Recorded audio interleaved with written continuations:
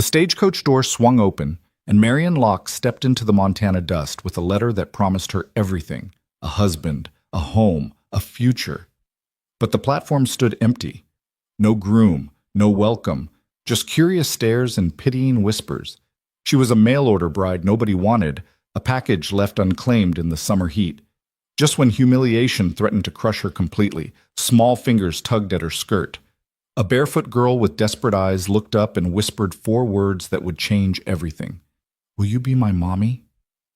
This is the story of how the unwanted became irreplaceable.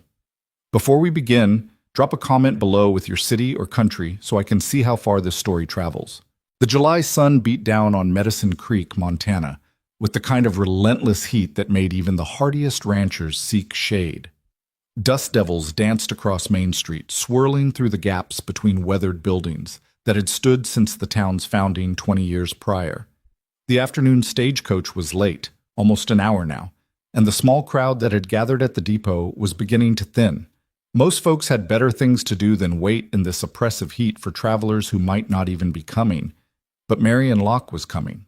She was on that stage, though she didn't know yet that her arrival would mark both an ending and a beginning. Inside the cramped coach, Marion pressed her handkerchief against her neck, trying to absorb the perspiration that kept forming despite her best efforts to remain composed. Her dark traveling dress, appropriate for a respectable woman making a cross-country journey, had become a portable furnace. The fabric clung to her back, her corset felt like an iron cage, and her carefully pinned hair had long since surrendered to the humidity, with damp tendrils escaping to stick against her temples. She was 26 years old, which in 1887 meant she'd already been labeled a spinster by polite society. Not that anyone in Boston society had been particularly polite about it. After her father's death 2 years ago, the whispers had started. Poor Marion, no prospects, no fortune, no future. Her mother's passing when she was just 16 had left her alone to care for her ailing father, and by the time he'd finally succumbed to consumption, the eligible bachelors of her youth had all married younger, prettier, more financially secure women. The letter in her reticule had arrived 4 months ago, forwarded through the New England Mail Order Bride Bureau. Mr. Thomas Harrington of Medicine Creek, Montana, sought a refined woman of good character and moral standing to become his wife. His letter had been stiff but not unkind, describing his dry goods store, his modest home, his desire for companionship. He'd enclosed a photograph, a serious-looking man with dark hair and a neat mustache, standing in front of what she assumed was his establishment. They'd exchanged 3 more letters after that. His had been brief, businesslike, focused on practical matters. Her skills, she could cook, sew, keep books. Her health, excellent, despite her modest means.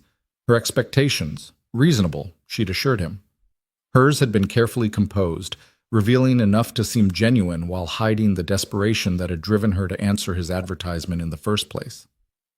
"I have nowhere else to go," she'd wanted to write in that first letter. "I'm alone in the world, and I'm terrified." But instead, she'd written about her appreciation for hard work, her adaptability, her hope for a partnership built on mutual respect. His final letter had been direct. "Arrive on the July 15th stage. I will meet you at the depot. We will be married by the circuit judge on the 17th. No terms of endearment, no expressions of anticipation, just facts and dates." Still, it had been enough. She'd sold what little her father had left, mostly books and a few pieces of furniture, paid her debts, and purchased a ticket west. Now, as the stagecoach finally rumbled into Medicine Creek, Marion took a deep breath and tried to summon the composure that had gotten her through her father's illness, the poverty that followed, the loneliness of the past 2 years. She smoothed her dress as best she could, tucked the errant hair back into place, and pinched her cheeks to bring some color to her travel-pale face. "This is your new life," she told herself firmly. "Make the best of it." The stage lurched to a stop, and the driver's gruff voice called out, "Medicine Creek, end of the line."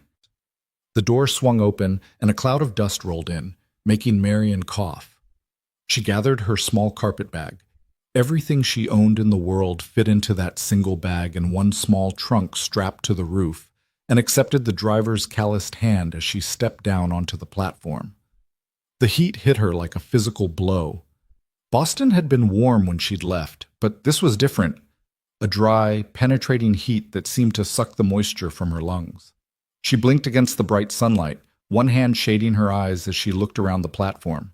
There were perhaps a dozen people scattered about, an elderly couple collecting packages, a woman with 2 children heading toward a waiting wagon, a few men loitering near the depot building, smoking and talking in low voices. None of them approached her. None of them looked like the serious man in the photograph she'd studied so many times. Marian stood there, carpetbag in hand, and waited. The driver hauled down her trunk and dropped it beside her with a heavy thud. "That's everything, ma'am," he said, touching his hat brim before climbing back up to his perch. "Wait," Marian called up to him. Is this Medicine Creek?" The driver looked at her like she'd asked if the sky was blue. "Sign right there says so, don't it?" He gestured to the faded board nailed above the depot. "Population 237, though Old Man Henderson died last week, so I suppose it's 236 now." "I'm supposed to meet someone here," Marian said, hating how small her voice sounded. "A Mr. Thomas Harrington? He owns the dry goods store?" Something flickered across the driver's weathered face. Surprise? Or maybe pity. "Tom Harrington's store?" He scratched his jaw. "Ma'am, that store's been closed up for near about 6 weeks now." The world seemed to tilt slightly. "Closed?"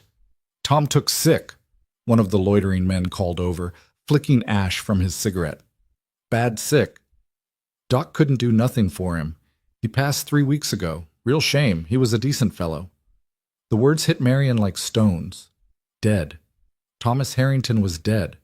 The man she'd traveled 2,000 miles to marry was dead, and apparently no one had thought to inform the mail-order bride he'd sent for. I didn't know," she managed to say. Her fingers tightened on the handle of her carpetbag until her knuckles turned white. "No one wrote to tell me." "Didn't know there was anyone to tell," the man said, not unkindly. "Tom kept to himself mostly, never mentioned sending for a bride." The elderly couple had paused in loading their wagon to stare. The woman with children had stopped as well, one hand on her youngest shoulder, watching with undisguised curiosity. Even the men who'd been so studiously ignoring her arrival were now looking her way with a mixture of pity and speculation. "Mail-order bride, is she?"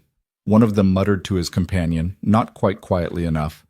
"Poor thing, came all this way for nothing." "What's she going to do now?" Marian's cheeks burned with humiliation that had nothing to do with the oppressive heat.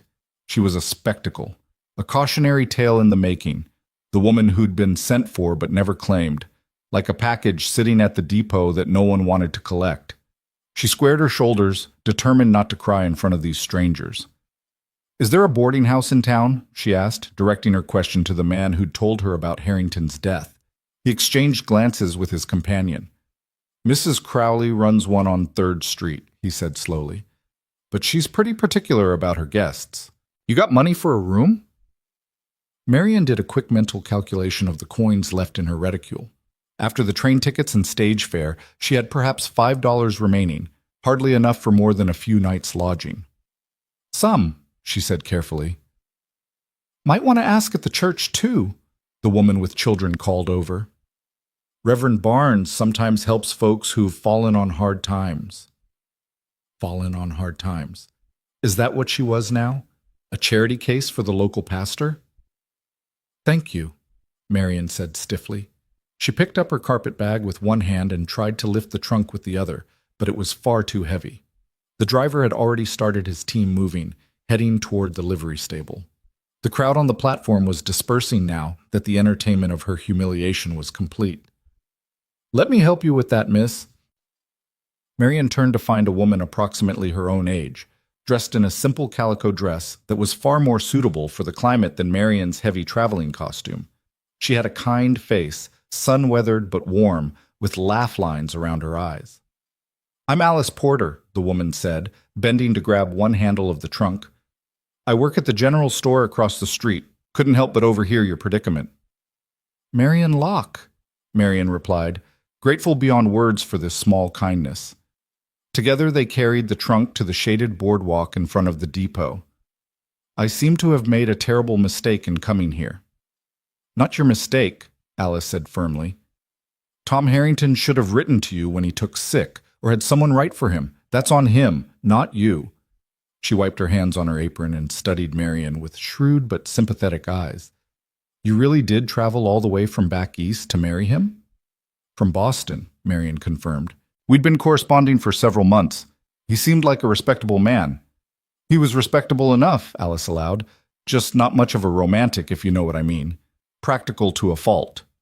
She hesitated, then added more gently, "I don't mean to speak ill of the dead, but I can't say I'm surprised he didn't mention sending for a bride." Tom kept his business very close to the vest. Marion sank down onto her trunk, no longer caring about appearances. The full weight of her situation was settling onto her shoulders like a lead blanket. She was stranded in a strange town, with no husband, no home, no prospects, and barely enough money to survive a week. The humiliation was complete. "What am I going to do?" The words slipped out before she could stop them. Alice chewed her lip, clearly thinking.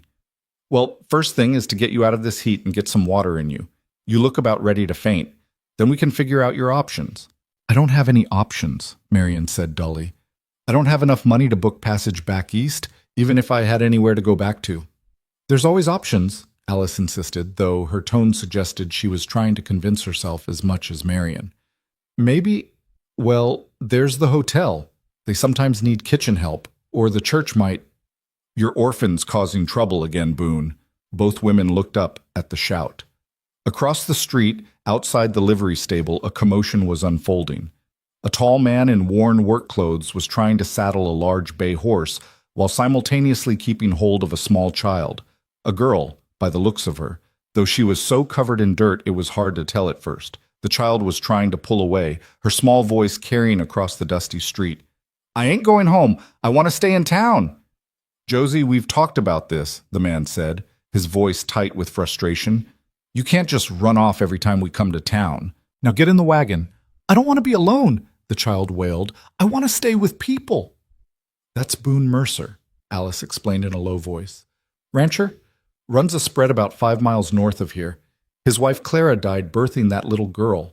Must be 3 years ago now. He's been raising Josie alone, and by all accounts it's not going well." Marion watched as the man, Boone, finally got his horse saddled and lifted the struggling child onto the seat of a nearby wagon. Even from this distance she could see the weariness in his movements, the defeat in his shoulders.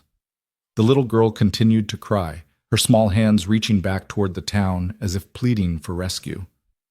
"Poor mite," Alice murmured. "She's starving for affection, anyone can see that. But Boone, well, he's been closed off since Clara passed. Won't accept help from anyone, won't hire a housekeeper, won't even consider remarrying. Just works himself to death and drags that baby around with him everywhere because he can't stand to let her out of his sight." "Why won't he hire someone to help with her?" Marion asked, still watching the struggling child. "Pride, mostly. And stubbornness. Boone was always a hard man, good man, mind you, but hard. When Clara died, something in him broke. He blamed himself, even though Doc said there was nothing anyone could have done. Now he's determined to do everything himself, like accepting help would be admitting defeat." The little girl had gone quiet now, slumped in the wagon seat with her small shoulders shaking. Even her rebellion had been exhausted. Boone climbed up beside her, took the reins, and started the team moving. They headed north out of town, trailing a plume of dust in their wake.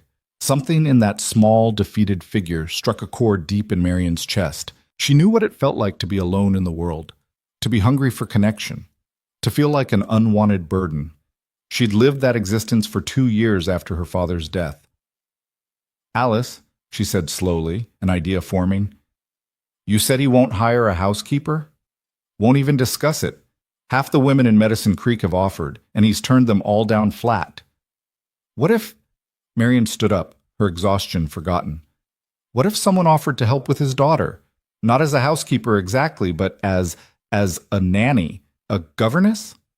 Alice's eyebrows rose. "You? Why not? I helped care for my father during his illness.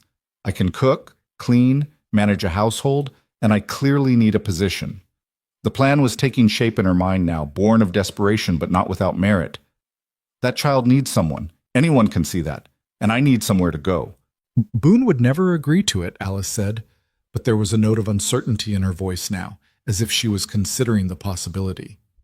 He doesn't trust strangers, especially not with Josie. Then I'll have to convince him, Marian said with more confidence than she felt. How do I find his ranch? Marian, I don't think this is a good idea. Boone can be difficult.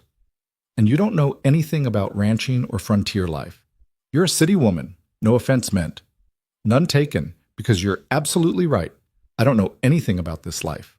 Marian picked up her carpet bag, her decision made. But I'm an excellent learner, and I'm out of alternatives. Either I find a way to make myself useful here, or I end up begging for charity from people who've already decided I'm an object of pity. I'd rather try and fail than not try at all. Alice studied her for a long moment, then sighed. You've got spine. I'll give you that. All right, I'll give you directions to the Mercer Ranch, but don't say I didn't warn you when he runs you off his property. Duly noted, Marian said, allowing herself a small smile.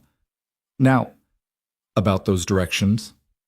As Alice explained the route, 5 miles north on the main road, turn east at the lightning-struck cottonwood, follow the creek to the ranch house, Marian felt the first stirring of hope since she'd stepped off that stagecoach. It was a fragile thing, easily crushed, but it was something. The afternoon was waning now, the brutal heat easing slightly as shadows began to lengthen. Marian knew she should probably wait until morning, should perhaps reconsider this impulsive plan. But the image of that small girl slumped in defeat in the wagon seat wouldn't leave her mind. If I'm not back by tomorrow afternoon, she told Alice, you might want to send someone to check that Mr. Mercer hasn't buried me in his pasture. Oh, don't even joke about that, Alice said, but she was smiling slightly. Here. She pressed something into Marian's hand. It was a small parcel wrapped in brown paper. Ham sandwich and some apples. You look like you haven't eaten all day, and it's a long walk to the Mercer place. I can't. Marian started to protest, but Alice cut her off. You can, and you will. Consider it an investment in your success. If you manage to get Boone Mercer to accept help, you'll be performing a miracle this town has been praying for. Marian's throat tightened with gratitude. Thank you, Alice, truly. Thank me by staying alive and getting that little girl some proper care, Alice said briskly. Now go on, before I talk you out of this foolishness. Marian left her trunk at the depot. Alice promised to have her husband bring it out to the ranch if things worked out, and started walking north out of town. The main road was really just a wide dirt track, rutted from wagon wheels and baked hard by the sun. Her city shoes, designed for cobblestone streets and hardwood floors, were ill-suited for this terrain, and she could already feel blisters forming. But she kept walking. The landscape was unlike anything she'd ever seen. Boston had its parks and green spaces, but they were tamed, cultivated, controlled. This was wild country, rolling grasslands stretching to distant blue mountains, dotted with sagebrush and scrub pine. The sky was enormous, so much bigger than the slice of blue visible between Boston's buildings. Despite her exhaustion and uncertainty, Marian felt a strange sense of expansion, as if the landscape was inviting her to become larger, bolder, more than she'd ever been allowed to be back east. She ate the sandwich as she walked, savoring every bite. Alice had been right. She hadn't eaten since early morning, and the food helped restore some of her strength. The apples she saved for later, tucking them carefully into her carpet bag. The lightning-struck cottonwood was exactly where Alice had said it would be. A massive, blackened trunk split nearly in half, but still defiantly alive, new growth sprouting from its wounded sides. Marian turned east onto a narrower track, following the silvery line of a creek that wound through a small valley. The sun was touching the western horizon now, painting the sky in shades of orange and gold. In other circumstances, Marian might have stopped to admire the beauty. Instead, she pressed on, driven by determination and the sinking feeling that she was already running out of time. The ranch house came into view as she crested a small rise. It was a simple structure, rough-hewn logs with a stone chimney, a covered porch running along the front, a few outbuildings scattered nearby. Smoke rose from the chimney, and lamplight glowed in one window. Someone was home. Marian paused, suddenly aware of how she must look, dusty, disheveled, her dress wrinkled and stained from travel, her hair falling out of its pins. She'd come to offer herself as a governess to a man who didn't want help, looking like she couldn't even take care of herself. Too late to turn back now, she told herself firmly. She walked up to the house and knocked on the door. For a long moment, nothing happened. Then she heard footsteps inside and the door swung open to reveal Boone Mercer. He was taller than she'd expected, at least 6 feet, with broad shoulders and work-roughened hands. His hair was dark brown, long enough to brush his collar, and his face was deeply tanned from years in the sun. He might have been handsome once, but grief had carved hard lines around his mouth and left shadows under his eyes. Those eyes, a startling blue-green, fixed on Marion with surprise that quickly turned to suspicion. "I don't want whatever you're selling," he said bluntly, starting to close the door. "Wait!" Marion put her hand against the door, surprising both of them. "I'm not selling anything, Mr. Mercer.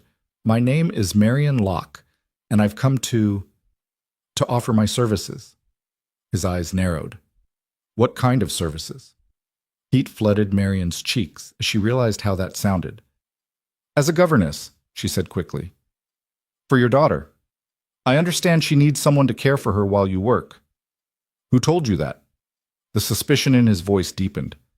"Alice Porter? Martha Henderson? Which one of those busybodies sent you out here?" "No one sent me. I came of my own accord." Marion lifted her chin, meeting his hostile gaze directly. "I saw you with your daughter in town this afternoon. She seemed unhappy, and I happen to need a position." "I don't need a governess," Boone said flatly. "And I don't appreciate strangers showing up at my door offering to fix problems that ain't theirs to fix. Now, if you'll excuse me—" "Papa?" A small voice from inside the house stopped him mid-sentence. The little girl appeared at his side, one small hand clutching his pant leg. Up close, Marion could see she was perhaps 3 years old, with tangled blonde curls and eyes the same blue-green as her father's. Her dress was clean but patched, too small in the sleeves. Her feet were bare, and there was a smudge of something, jam, maybe, on her chin. Those eyes fixed on Marion with an intensity that was unsettling in someone so young. "Who's that lady?" Josie asked. "Nobody," Boone said. "Go back inside, Josie." "She's pretty," Josie said, ignoring her father's command. "Is she coming to stay?" "No, she's not," Boone started, but Josie had already slipped past him onto the porch. The child walked right up to Marion and looked up at her with heartbreaking hope in her expression. "Are you Angel?" she asked seriously. "I prayed for an angel to come." Marion's heart clenched. She knelt down so she was at eye level with the little girl. "I'm not an angel, sweetheart. I'm just a woman who needs a job and who thought maybe your papa might need some help." "I need help," Josie said immediately. She held up one foot. "I got a splinter and Papa can't get it out, and it hurts real bad." "Josie," Boone's voice held a warning note. But Marion was already examining the small foot, gently tilting it toward the lamplight spilling from the doorway. Sure enough, there was a good-sized splinter embedded in the tender pad beneath the child's toes. The skin around it was red and slightly swollen. "That does look painful," Marion said sympathetically. "When did this happen?" "Yesterday," Josie said. "I was playing in the barn without my shoes." Marion looked up at Boone. "Do you have a needle and lamp oil?" "I'm not letting a stranger dig around in my daughter's foot," he said coldly. "Papa tried," Josie said, tears welling in her eyes. "But I cried, and he stopped." Marion could see the frustration and helplessness in Boone's face, the same expression her father had worn when he'd been too weak to do the things he needed to do. She stood slowly, still holding Josie's small hand. "Mr. Mercer, I can see you don't want me here, and I respect that, but that splinter needs to come out before it gets infected. I've had plenty of experience with such things. My father was often ill, and I learned basic medical care from his doctor. Let me remove it, and then I'll leave. You don't have to hire me or even speak to me again. But please, let me help your daughter." For a long moment he just stared at her, and Marion held her breath. Then Josie tugged on his pant leg. "Papa, please? It hurts." Something in his face shifted. Not exactly softening, but the rigid hostility eased slightly. "Fine," he bit out. "But then you leave." He led them inside to a simple kitchen area. The house was clean but sparse. A table and chairs, a stone fireplace with a pot hanging over banked coals, a few shelves holding dishes and supplies. Everything was functional, nothing decorative. It felt like a place where people existed rather than lived. Boone produced a sewing needle and a small bottle of lamp oil. Marian washed her hands in the basin by the door, then had Josie sit on the table where the light was better. The child watched her with wide, trusting eyes that made Marian's chest ache. "This might pinch a little," Marian warned gently, "but I'll be as quick as I can." "Okay," Josie whispered. Marian heated the needle briefly in the lamp flame, then cleaned it and the surrounding skin with the oil. Boone stood nearby, arms crossed, watching her every move like a hawk. She could feel his distrust like a physical pressure, but she forced herself to focus on the task at hand. The splinter was deep, but Marian's hands were steady. She'd done this dozens of times for her father, who'd been prone to getting splinters from his woodworking hobby. Josie whimpered once but didn't pull away, and within 2 minutes Marian had extracted the offending piece of wood. "All done," she announced, showing Josie the splinter. "See? It's out." "It don't hurt no more," Josie said in wonder, wiggling her toes experimentally. Marian cleaned the small wound again and wrapped it with a strip of clean cloth from the supplies Boone had provided. "Keep this on until tomorrow," she instructed, speaking to both father and daughter. "And try to keep it dry and clean. It should heal fine now." "Thank you, miss." Josie threw her small arms around Marian's neck in an impulsive hug that nearly made Marian lose her balance. For just a moment, Marian allowed herself to return the embrace, breathing in the little girl's scent of sunshine and dirt and innocence. Then she gently disentangled herself and stood. "You're very welcome, sweetheart." She picked up her carpet bag and turned to Boone. "Thank you for allowing me to help. I'll be going now." She made it 3 steps toward the door before Josie's voice stopped her. "Wait! Don't go!" Marian turned. Josie had scrambled off the table and was standing in the middle of the kitchen, tears streaming down her face. "Please don't leave," the child begged, her voice breaking. "Please stay. I don't want you to go like Mama did. Please." Boone moved to his daughter, kneeling beside her. "Josie, we talked about this. That lady has her own life." "I don't care," Josie sobbed. "I want her to stay. I want—" She broke free from her father's grasp and ran to Marian, clutching her skirts with desperate fingers. Those blue-green eyes looked up at Marian with such naked longing that it hurt to see. "Will you be my mommy?" Josie whispered, her small voice barely audible. "Please?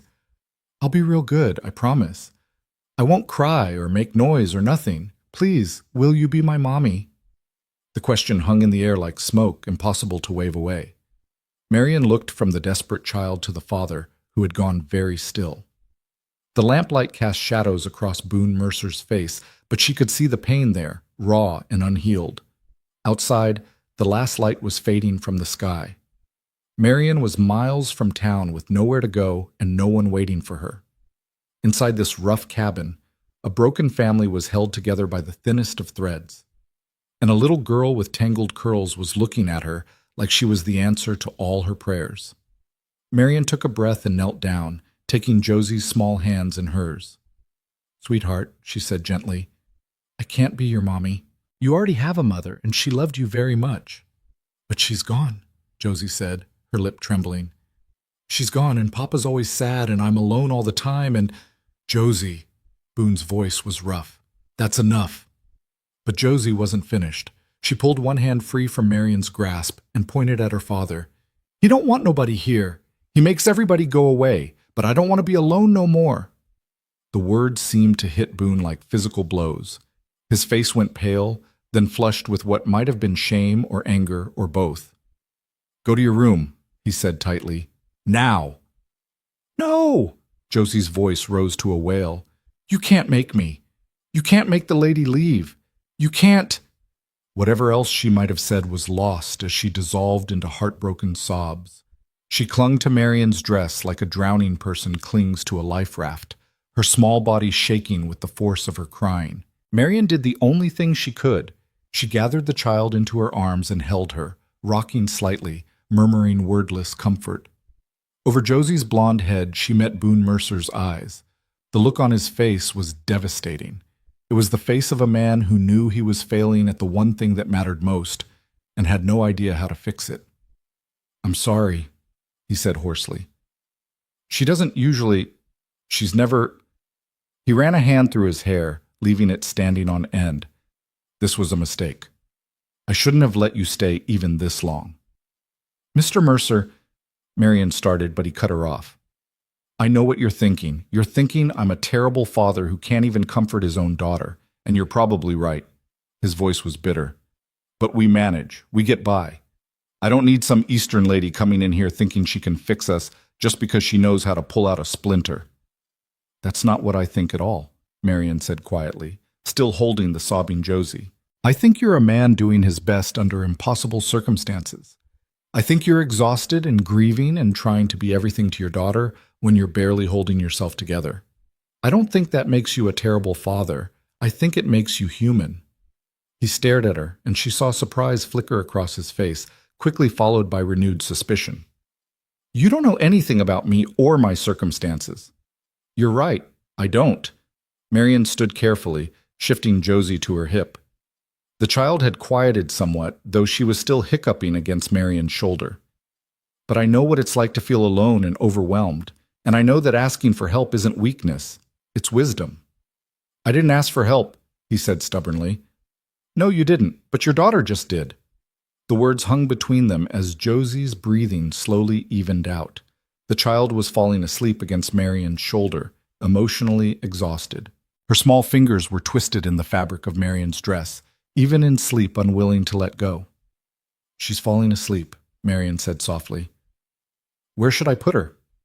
For a moment she thought Boone would refuse even this, would take his daughter from her arms and send her out into the gathering night. But then he gestured toward a small room off the main living area. In there. That's her room. Marion carried Josie into the small space. It held a narrow bed covered with a faded quilt, a wooden chest, and little else. There were no toys that Marion could see, no dolls or books. The room felt less like a child's sanctuary and more like a monk's cell. She laid Josie gently on the bed and pulled the quilt up over her. The child's eyes fluttered open briefly. Don't go, she murmured. Shh, I'm right here, Marion whispered, smoothing the tangled curls back from Josie's forehead. Go to sleep now. Promise you won't leave? Marion's throat tightened. I promise I'll be here when you wake up, she said, choosing her words carefully. It wasn't quite the promise Josie wanted, but it was all she could honestly give. It seemed to be enough. Josie's eyes drifted closed, and within moments her breathing had evened into sleep. Marion stood there for a few more seconds, looking down at the small, vulnerable face. What had she gotten herself into? She'd come here thinking she could offer her services as a governess, a neat business arrangement that would solve both her problems and this family's. She hadn't expected to feel this tug of connection, this ache of recognition when she looked at this lonely child. When she returned to the main room, Boone was standing by the fireplace, staring into the banked coals. He didn't look up as she entered. She's asleep, Marion said quietly. He nodded but didn't speak. The silence stretched between them, not quite comfortable, but no longer hostile. Marion knew she should leave now, should walk back to town in the darkness and find that boarding house Alice had mentioned. But Josie's small hand had been so tight on her dress, and she'd made a promise. Mr. Mercer, she began carefully, I understand you don't want my help, but your daughter, don't. He cut her off, his voice rough. Don't tell me what my daughter needs. I know what she needs. She needs her mother. She needs the life Claire and I were supposed to give her. She needs... He stopped, his jaw working. She needs things I can't give her. So give her what you can, Marion said. Give her someone to care for her while you work, someone to cook proper meals and keep the house, and make sure she doesn't get splinters in her feet. That's not replacing her mother. That's just common sense. I've managed fine so far. Have you? The question came out more sharply than Marion intended. She softened her voice. I'm sorry, that was unkind, but Mr. Mercer, from what I saw in town today, and from what I've seen here tonight, I don't think you're managing as well as you believe. And neither is Josie. His hands clenched into fists at his sides, but when he finally spoke, his voice was weary rather than angry. And what exactly are you proposing, Miss Locke? That I hire a complete stranger who showed up at my door claiming to be a governess? For all I know, you could be anyone. You could be running from the law, or running from a husband, or... I'm running from nothing except poverty and loneliness, Marion interrupted. I came to Medicine Creek to marry a man I'd never met because I had nowhere else to go. He died before I arrived. I have no family, no home, and barely enough money to survive a week. I'm not a governess. I've never been employed as such. But I can cook, clean, sew, and care for a child. I'm educated, responsible, and desperate enough to walk 5 miles to a stranger's ranch to beg for a position. She lifted her chin, meeting his eyes. So, yes, I'm asking you to take a chance on a complete stranger, because you need help, and I need a purpose, and your daughter needs someone who can focus on her instead of drowning in grief. The last words came out harsher than she'd meant, and she saw him flinch. But she didn't take them back. Boone turned away from her, bracing his hands against the mantelpiece. You don't know what you're talking about. Then tell me, Marian said, her voice gentling. Tell me I'm wrong. Tell me you don't lie awake at night wondering how you're going to keep going. Tell me you don't look at your daughter and see your wife's face and feel like you're failing both of them. Tell me you don't need help, Mr. Mercer, and I'll walk out that door right now. The silence that followed was deafening. Then, so quietly she almost didn't hear it, I can't. 2 words. 2 small words that contained an admission of defeat, of vulnerability, of desperate need. Marian waited, barely breathing. Boone's shoulders sagged, as if those 2 words had cost him something vital. I can't tell you those things, because they'd be lies. He turned to face her, and the rawness in his expression made her chest ache. But I also can't just trust some stranger with my daughter. I can't lose her too. She's all I have left. You won't lose her, Marian said softly. But if you keep pushing everyone away, if you keep trying to do everything yourself, you're going to break. And then where will she be? He had no answer for that. Marian pressed what she hoped was her advantage. 1 week, she said. Give me 1 week. Let me stay and help with Josie, keep the house, cook the meals. If at the end of that week you don't think it's working, I'll leave without argument. But at least give me a chance. And where exactly would you stay? He asked, a note of challenge in his voice. I've got 2 bedrooms in this house, and one of them is Josie's. I can sleep in the barn, Marian said immediately, or on the porch. I'm not particular. You can't sleep in the barn like livestock, he said, sounding almost offended.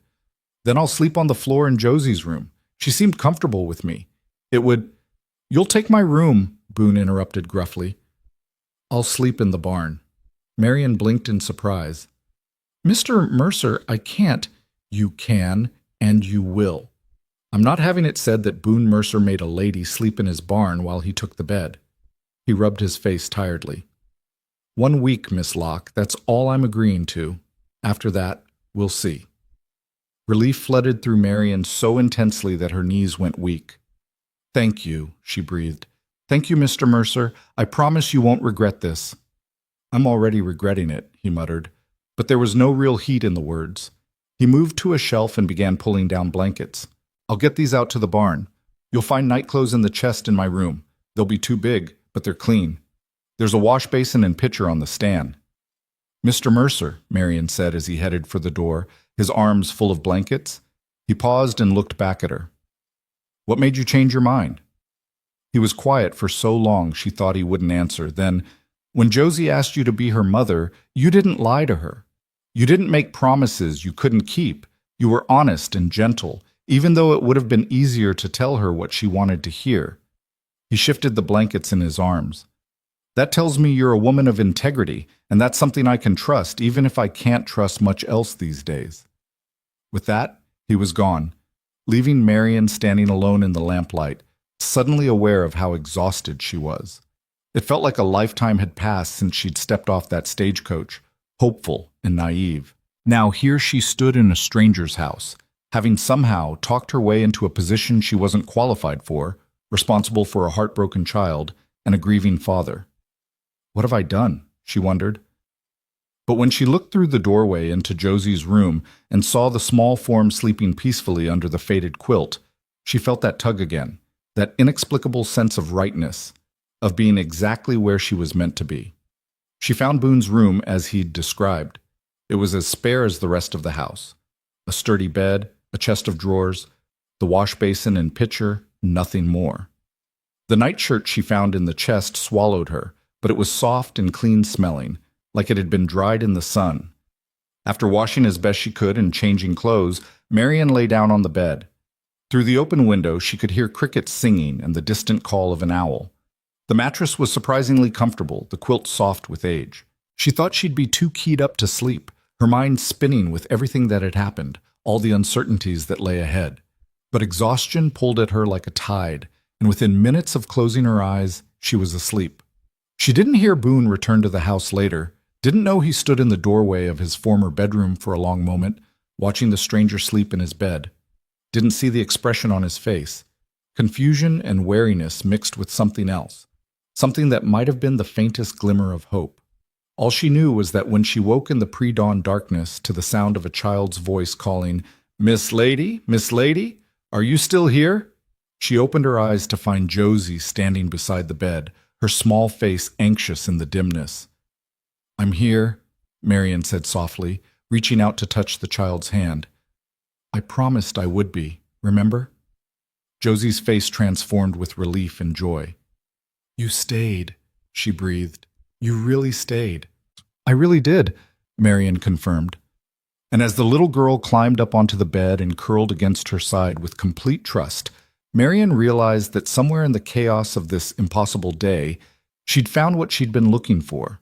Not a husband or a home, but something more essential. She'd found a place where she was needed. The Montana dawn broke cold and clear, painting the eastern sky in shades of rose and gold. Marian woke to find herself alone in the bed, though the warm hollow beside her and the sound of small feet pattering in the next room told her that Josie hadn't gone far. She dressed quickly in her wrinkled traveling dress, the only one she had until her trunk arrived, and finger-combed her hair into something resembling order before pinning it up. In the main room, she found Josie standing on a chair pulled up to the dry sink, trying to reach a tin cup on a high shelf. The child was still in her nightgown, her blonde curls a wild tangle around her face. "Let me help you with that, sweetheart," Marian said, lifting the cup down. Josie turned to her with a smile that lit up her whole face. "You're really here. I thought maybe I dreamed you." "No dream," Marian assured her, feeling her heart squeeze at the child's obvious delight. "Now, shall we get you washed up and dressed? Where does your papa keep your clothes?" "In the chest in my room. But I can dress myself," Josie said proudly. "Papa taught me." "I'm sure you can," Marian said diplomatically, following the child back to her small room. "But perhaps I could help with your hair. It looks like it might have some tangles." The chest revealed 3 dresses, all well worn and carefully mended, along with 2 sets of undergarments and a single pair of shoes that looked too small. Marian made a mental note to let down hems and perhaps fashion something new from whatever fabric she could find. While Josie dressed herself with the fierce concentration of a 3-year-old determined to prove her independence, Marian examined the room more carefully in the morning light. It was even barer than she'd thought last night. No toys, no books, no drawings pinned to the walls. The only personal touch was a faded photograph on the chest, a woman with dark hair and a gentle smile holding a baby. Clara Mercer, Marian assumed, with infant Josie. "That's my mama," Josie said, noticing Marian's gaze. "Papa says she's in heaven now." "She was very beautiful," Marian said softly. "And you look just like her." "Papa says I got her eyes, but his stubborn streak." Josie struggled with the buttons on her dress. "That means I don't listen good sometimes." Marian smiled despite herself and knelt to help with the buttons. "Well, stubbornness isn't always a bad thing. Sometimes it means you're strong." "Are you stubborn?" "Very," Marian admitted. "Otherwise I wouldn't have walked 5 miles to your house yesterday." Josie giggled, and the sound was so pure and unexpected that Marian found herself laughing too. When was the last time she'd laughed like this? Not in the 2 years since her father died, certainly. Maybe not for years before that, when the shadow of his illness had hung over everything. The door to the house opened, bringing with it the smell of morning air and livestock. Boone Mercer stepped inside, stopping short when he saw Marian and Josie in the bedroom doorway. His hair was damp, as if he'd dunked his head in the water trough, and there was hay clinging to his shirt. His eyes were shadowed with exhaustion. Clearly he hadn't slept well in the barn. "You're up," he said unnecessarily, his voice gruff. "Yes, I hope you don't mind that I've been helping Josie get ready." Marian kept her tone neutral, unsure of his mood this morning. Had he regretted his decision in the night? Was he going to send her away after all? "That's what you're here for," he said, then seemed to realize how harsh that sounded. I mean, that's fine. Good. He cleared his throat awkwardly. I've got livestock to tend to. Breakfast is usually just coffee and whatever bread's left from the day before. I could make something more substantial, Marian offered. If you have eggs and flour, I could. We're not fancy folk, Miss Locke. Simple food suits us fine. I wasn't suggesting fancy, Marian said, keeping her voice even despite the rebuff. Just nutritious. A child needs more than bread and coffee. Something flickered across his face, defensiveness mixed with what might have been shame. She gets fed proper at supper. I'm sure she does. I only meant… Papa, I'm hungry, Josie interrupted, tugging on her father's sleeve. Can the Miss Lady make pancakes? Mama used to make pancakes. The silence that followed was painful. Boone's face went rigid, and Marian could practically see him retreating behind those walls he'd built. When he spoke, his voice was carefully controlled. Your mama's gone, Josie. We've talked about this. I know, but Miss Locke can make whatever she finds in the kitchen, he said, cutting off his daughter's protest. I've got work to do.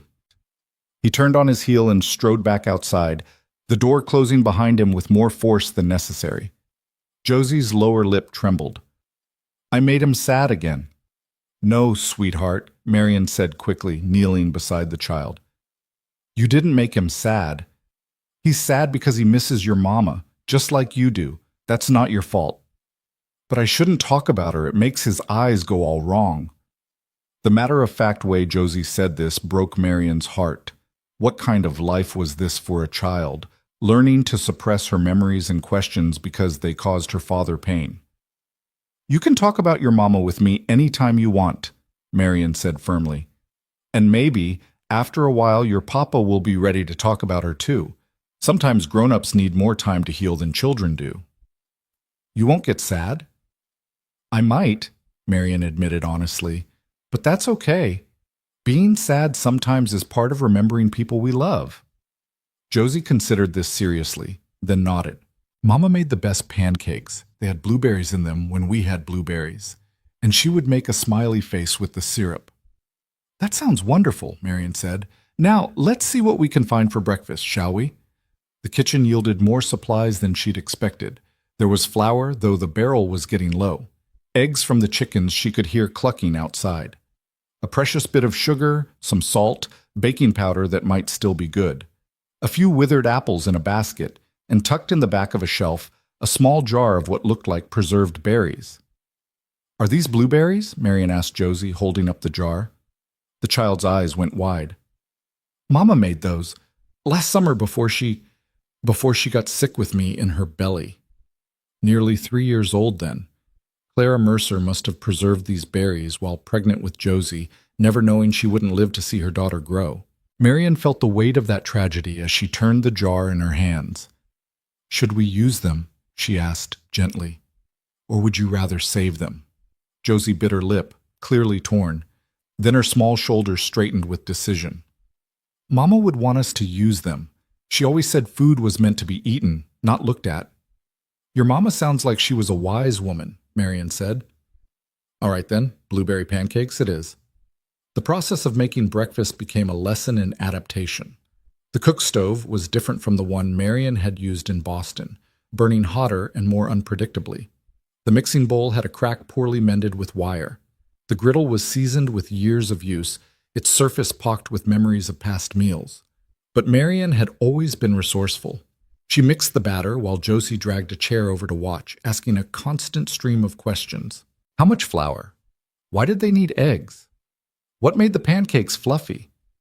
Marian answered each query patiently, grateful for the distraction from her own anxious thoughts. When the first pancake hit the griddle with a satisfying sizzle, Josie clapped her hands. It smells like when Mama cooked.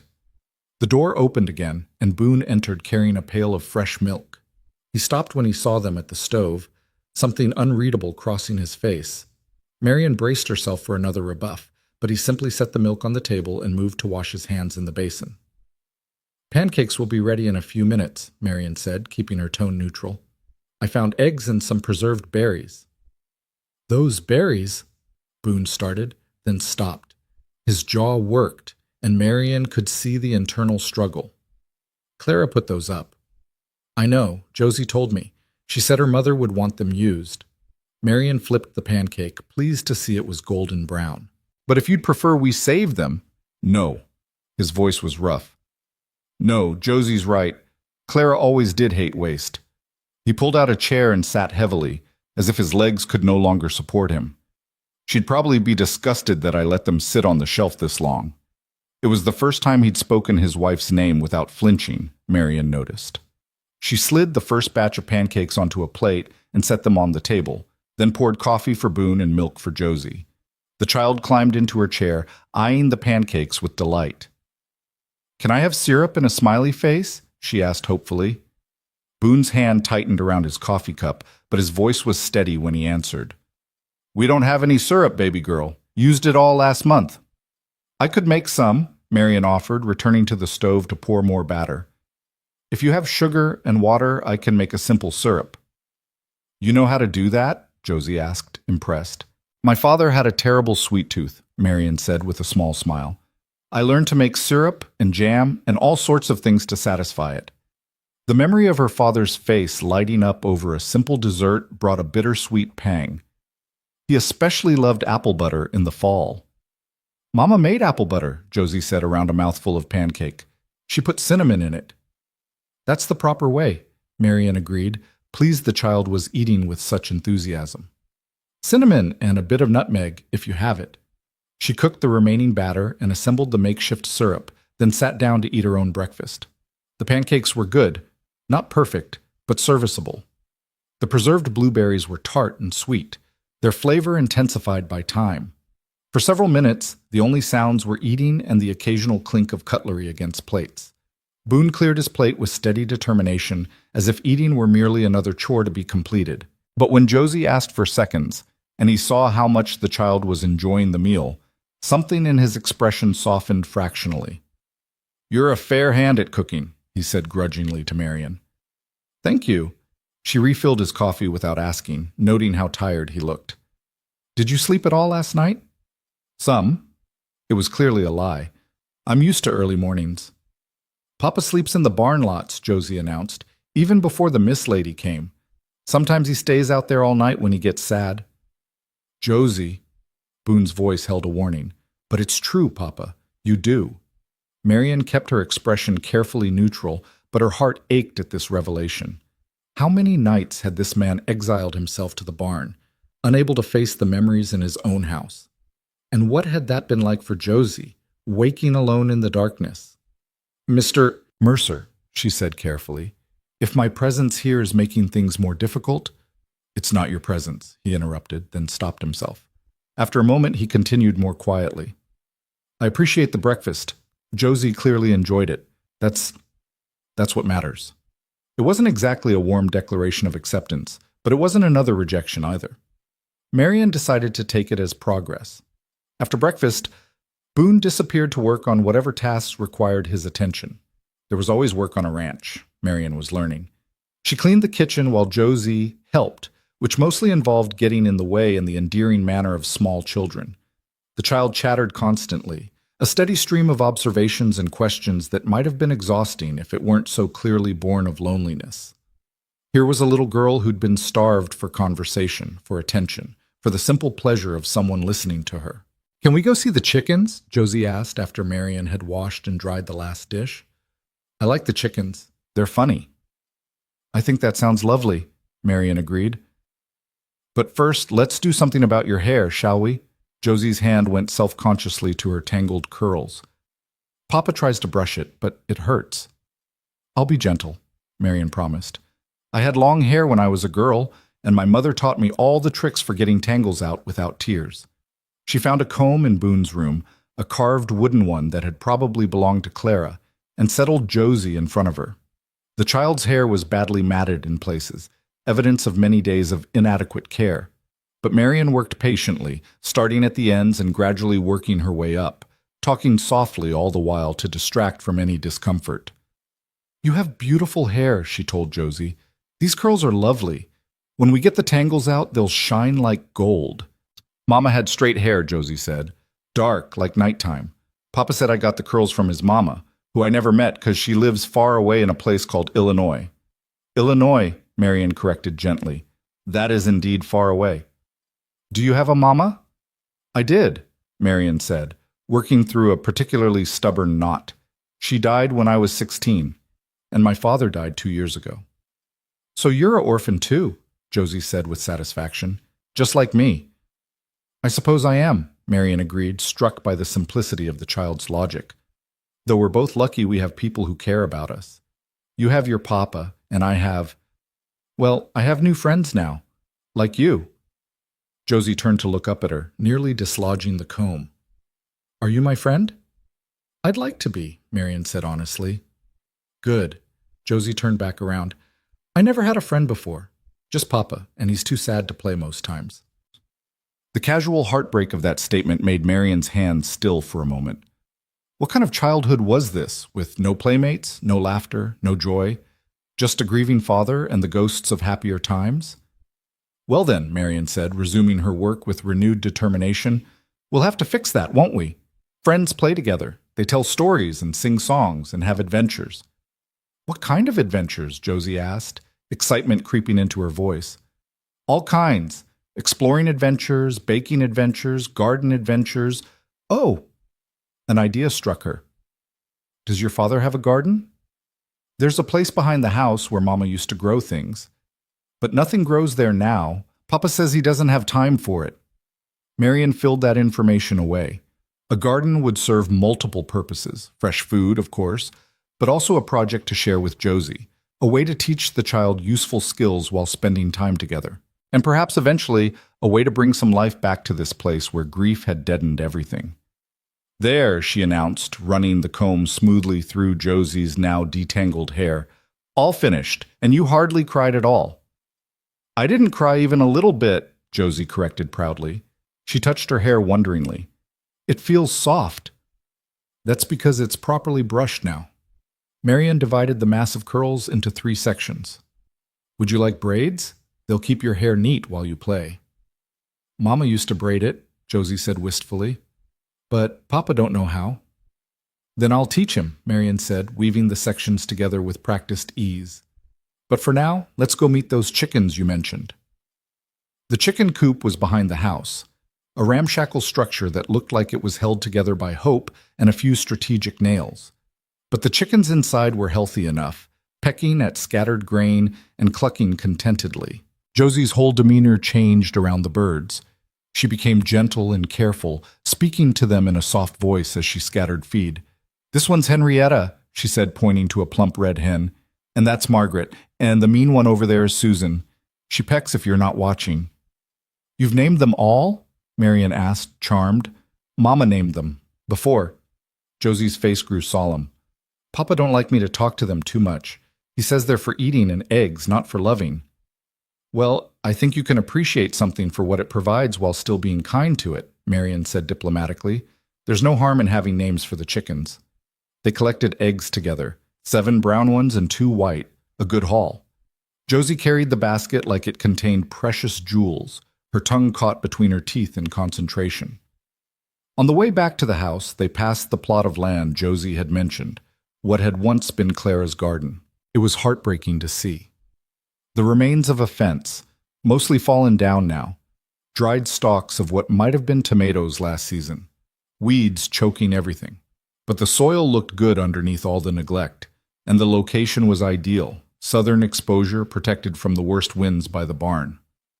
Could we make it grow again? Josie asked, following Marion's gaze. I think we could, Marion said slowly, already planning. It would take work, and we'd need seeds, but yes, I think we could bring this garden back to life. Would Papa let us? That was the question, wasn't it?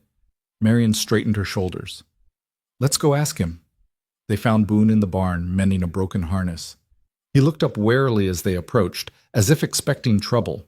Marion realized he was probably used to Josie's endless questions and demands, all the needs of a young child that he was struggling to meet alone. We collected the eggs, Marion announced, gesturing for Josie to show him the basket. 7 brown and 2 white. That's good, Boone said, his attention returning to his work. Should be enough for a few days if we're careful. Mr. Mercer, I wanted to ask you about the garden plot behind the house. His hand stilled on the leather. What about it? Josie tells me it was your wife's garden. I was wondering if you'd mind if we tried to restore it. Nothing elaborate, just some basic vegetables for the table. Potatoes, carrots, beans, maybe some squash if the season isn't too far advanced. That garden's dead, he said flatly. Has been for 3 years. The garden is neglected, Marian corrected gently. That's not the same as dead. The soil is still good, the location is ideal, and with some work, I don't have time for a garden, Miss Locke. In case you haven't noticed, there's plenty else that needs doing around here.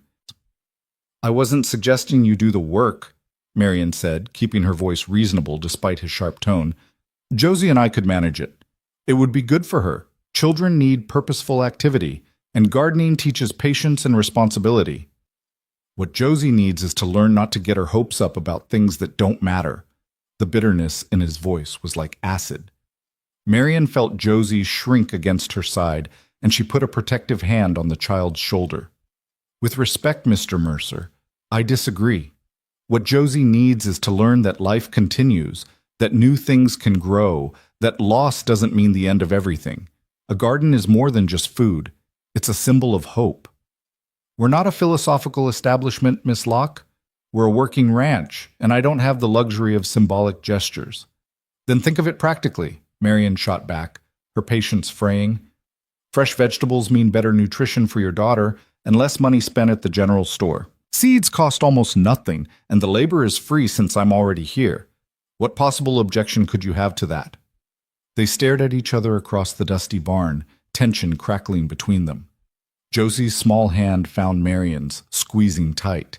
The child's breathing had quickened, and Marian realized she was frightened of her father's anger, frightened that this tentative new peace would shatter, frightened of losing the first person in years who'd shown her genuine kindness. Boone must have seen it too because his expression shifted. The hardness remained, but something else crept in. Guilt, maybe, or shame. He set down the harness and rubbed his face with both hands. Fine, he said tiredly. Do what you want with the garden. Just don't expect me to help, and don't come crying to me when the rabbits eat everything. It wasn't exactly an enthusiastic endorsement, but Marian knew better than to push her luck. Thank you, she said simply. We'll stay out of your way. She turned to leave, Josie still clutching her hand, but Boone's voice stopped them. Miss Locke. She looked back. His jaw worked, as if the words were fighting their way out against his will. Clara loved that garden. She could make anything grow, even in this God-forsaken dirt. She'd spend hours out there, and she'd come in with her hands filthy and her face sunburned, talking about the tomatoes or the beans like they were her children. His voice had gone rough. When she died, I couldn't bear to look at it. Every plant that withered felt like losing her all over again. Marian's throat tightened. I understand, she said softly. And I'm not trying to replace what she built or diminish what she meant to this family. I'm just trying to help Josie have something to nurture, something to hope for. If that's too painful, it's all painful, Boone interrupted. Every damn thing about this life is painful now. But you're right that Josie needs more than I've been giving her. He picked up the harness again, not meeting their eyes. Just be careful with her. She's already lost one person she loved. I won't have her hurt again. I'll do my best, Marian promised. And then, because she sensed he needed to hear it, I know you're trying, Mr. Mercer. I know you love your daughter, even when it's hard to show it. That's not nothing. He didn't respond, but the set of his shoulders eased slightly. Marian took that as her cue to leave. The rest of the day passed in a flurry of domestic activity. Marian swept and scrubbed, learning the rhythms of the house. She discovered that the pump outside needed priming each time, that the stove drew better if you opened the damper just so, that mice had gotten into the flour barrel and half the supply was ruined. She made a mental list of everything that needed fixing, replacing, or replenishing, a list that grew alarmingly long. Josie was her constant shadow, helping in the way of small children, which meant mostly creating more work. But Marian didn't mind. She answered questions, told stories, and taught the child a counting rhyme her own mother had taught her. When Josie grew tired, Marian fashioned a nest of blankets on the floor where the little girl could nap while Marian worked. Lunch was leftover pancakes and fresh milk. Supper was stew made from what she could find: potatoes, carrots, an onion, and some salted beef that was tough but edible. Boone ate without comment, cleaning his plate in that same methodical way, as if taste were irrelevant and food merely fuel. But when Josie announced that she'd helped cut up the carrots, she'd really only supervised, but Marian let her take the credit. Boone's expression softened fractionally. "That right?" he said. "Well, they're real good carrots, Josie girl." The smile that lit up his daughter's face was like sunrise, and Marian saw Boone's breath catch. How long had it been since he'd seen her smile like that? After supper, Marian heated water for baths. She bathed Josie first in the tin tub she found hanging in the barn, washing the accumulated dirt from small fingers and behind smallest ears, scrubbing the tangles from hair that had been neglected too long. Josie splashed and played, delighted by the novelty of having someone's full attention during this ritual. "Do you like stories?" Marian asked as she worked soap through the blonde curls. "I love stories, but Papa don't know many, and I can't read yet." "Can't read yet," Marian corrected gently. "That's easily fixed. I'll teach you." "Really?" Josie twisted around to stare at her, sloshing water onto the floor. "You'd teach me to read?" "Of course, every child should learn to read. It opens up whole worlds." Marian rinsed the soap from Josie's hair. "We'll start with the alphabet, and before you know it, you'll be reading stories on your own." "What kind of stories?" "All kinds. Fairy tales, adventures, stories about brave girls who go on quests and solve mysteries." Marian lifted Josie from the tub and wrapped her in a towel. "For tonight, though, I'll tell you one. How about the story of the princess who befriended a dragon?" Josie's eyes went wide. "Dragons are scary." "This one was scared too," Marian said, guiding the child toward her bedroom. "He was just a baby dragon who'd gotten lost, and he needed someone brave enough to help him find his way home." She tucked Josie into bed and told the story, making it up as she went along, weaving in lessons about kindness and courage, and not judging by appearances. Josie listened with rapt attention, interrupting occasionally with questions or observations. By the time the princess and the baby dragon had found the dragon's family and said their goodbyes, Josie's eyelids were drooping. "Will you tell me another story tomorrow?" the child mumbled sleepily. "Every night," Marian promised, smoothing the freshly braided hair. "As many stories as you want." "I'm glad you came," Josie whispered. "I prayed and prayed for someone, and then you came." Marian's eyes stung with sudden tears. "I'm glad I came too, sweetheart." She stayed until Josie's breathing evened into sleep, then quietly left the room. Boone was sitting at the table, a cup of coffee cooling in front of him, staring at nothing. He looked up when she entered. "She asleep?" "Yes, she was exhausted. Today was full of excitement for her." He nodded slowly. "I heard you telling her a story about a dragon." "I hope you don't mind. I thought it might help her settle." "Clara used to tell her stories," he said, his voice distant. "She had a whole book of fairy tales, but she liked making up her own better. She'd do different voices for all the characters, make Josie laugh." He trailed off, then seemed to shake himself. "I'm no good at that kind of thing." "Stories aren't everyone's gift," Marian said carefully, "but there are other ways to show a child you love them." "Are there?" The question was bitter. "Because I feel like I'm failing at all of them." Marian poured herself coffee and sat down across from him, uninvited but sensing he needed someone to talk to, even if he didn't know it yet. "You're not failing, Mr. Mercer. You're surviving. There's a difference." "That's a generous way to put it." "It's an honest way to put it." She wrapped her hands around the warm cup. "Grief is exhausting. It takes everything you have just to keep breathing, keep moving, keep existing. You've done that while also running a ranch and caring for a child. That's not failure. That's extraordinary strength." He let out a harsh laugh. "Strength. Right. I haven't gone a single day without thinking about ending it all, without wondering if Josie would be better off with someone, anyone, else raising her. That's not strength, Miss Locke. That's cowardice." The raw confession hung in the air between them. Marian's heart clenched at the pain in his voice, the self-loathing. She chose her next words carefully. Thinking about it and doing it are very different things, she said quietly. The fact that you're still here, still fighting for your daughter, even when everything feels impossible, that's the opposite of cowardice. That's love. Love. He said the word like it tasted bitter. I loved Clara, loved her from the moment I met her, loved her every day we had together. And it didn't matter. She died anyway, screaming in pain, begging me to save her, and I couldn't do a damn thing except watch. His hands clenched into fists on the table. So forgive me if I don't put much stock in love anymore. Love didn't fail you, Mr. Mercer. Life did. Death did. The unfairness of the universe did. But love? Marian leaned forward, willing him to hear her. Love is what's kept you going. Love is what won't let you give up on Josie. Love is what makes you sit out in that barn at night rather than let her see you falling apart. You may feel broken, but your love for your daughter is whole, and that matters. For a long moment, he just stared at her. Then, so quietly, she almost missed it. How are you so sure? Because I've been where you are, Marian said simply. After my father died, I spent months wishing I could follow him. I was alone, broke, terrified. Every day felt impossible. But I kept waking up, kept surviving, because deep down I believed there had to be more to my story. That my father wouldn't have wanted me to give up. She paused. And I was right. I'm here now, and I'm needed. My story wasn't over, it was just turning a new page.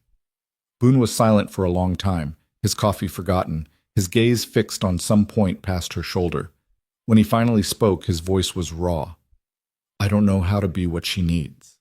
I don't know how to be both parents. I don't know how to make her laugh or tell her stories or braid her damn hair or... All I know how to do is work and try not to drown in missing Clara. Then learn, Marian said gently. You don't have to do it all at once, and you don't have to do it alone. That's why I'm here, not to replace her mother, but to help you find your way through this. To give you space to grieve while making sure Josie has what she needs. You don't have to be perfect, Mr. Mercer. You just have to keep trying. He looked at her finally, really looked at her, and she saw something shift in those blue-green eyes. Not trust, not yet, but maybe the faintest possibility of it. You really believe that? He asked. I do. He nodded slowly, then stood abruptly, as if uncomfortable with the vulnerability he'd shown. I should get some sleep. Morning comes early. He hesitated at the door. Thank you for today, for helping with Josie, for the meals and the stories, and... He trailed off, seeming unable to find words for all the small kindnesses Marian had provided. It's what I'm here for, Marian reminded him gently. Right. Well, good night, Miss Locke. Good night, Mr. Mercer. She watched him disappear into the darkness, heading for the barn again, despite her presence freeing up his own bed. Old habits, she supposed, or perhaps he still couldn't face sleeping in the room he'd shared with Clara. Marian cleaned up the supper dishes, banked the fire, and made her way to Boone's room. The bed felt less strange tonight, the house less foreign. Through the window, she could see stars beginning to appear in the darkening sky, more stars than she'd ever seen in Boston, where city lights drowned out all but the brightest. She thought about the day, about all the small victories and the larger challenges still ahead. Josie had smiled, had laughed, had eaten a good meal, and gone to bed clean and cared for. Boone had opened up, just a crack, letting her see the raw grief beneath his harsh exterior.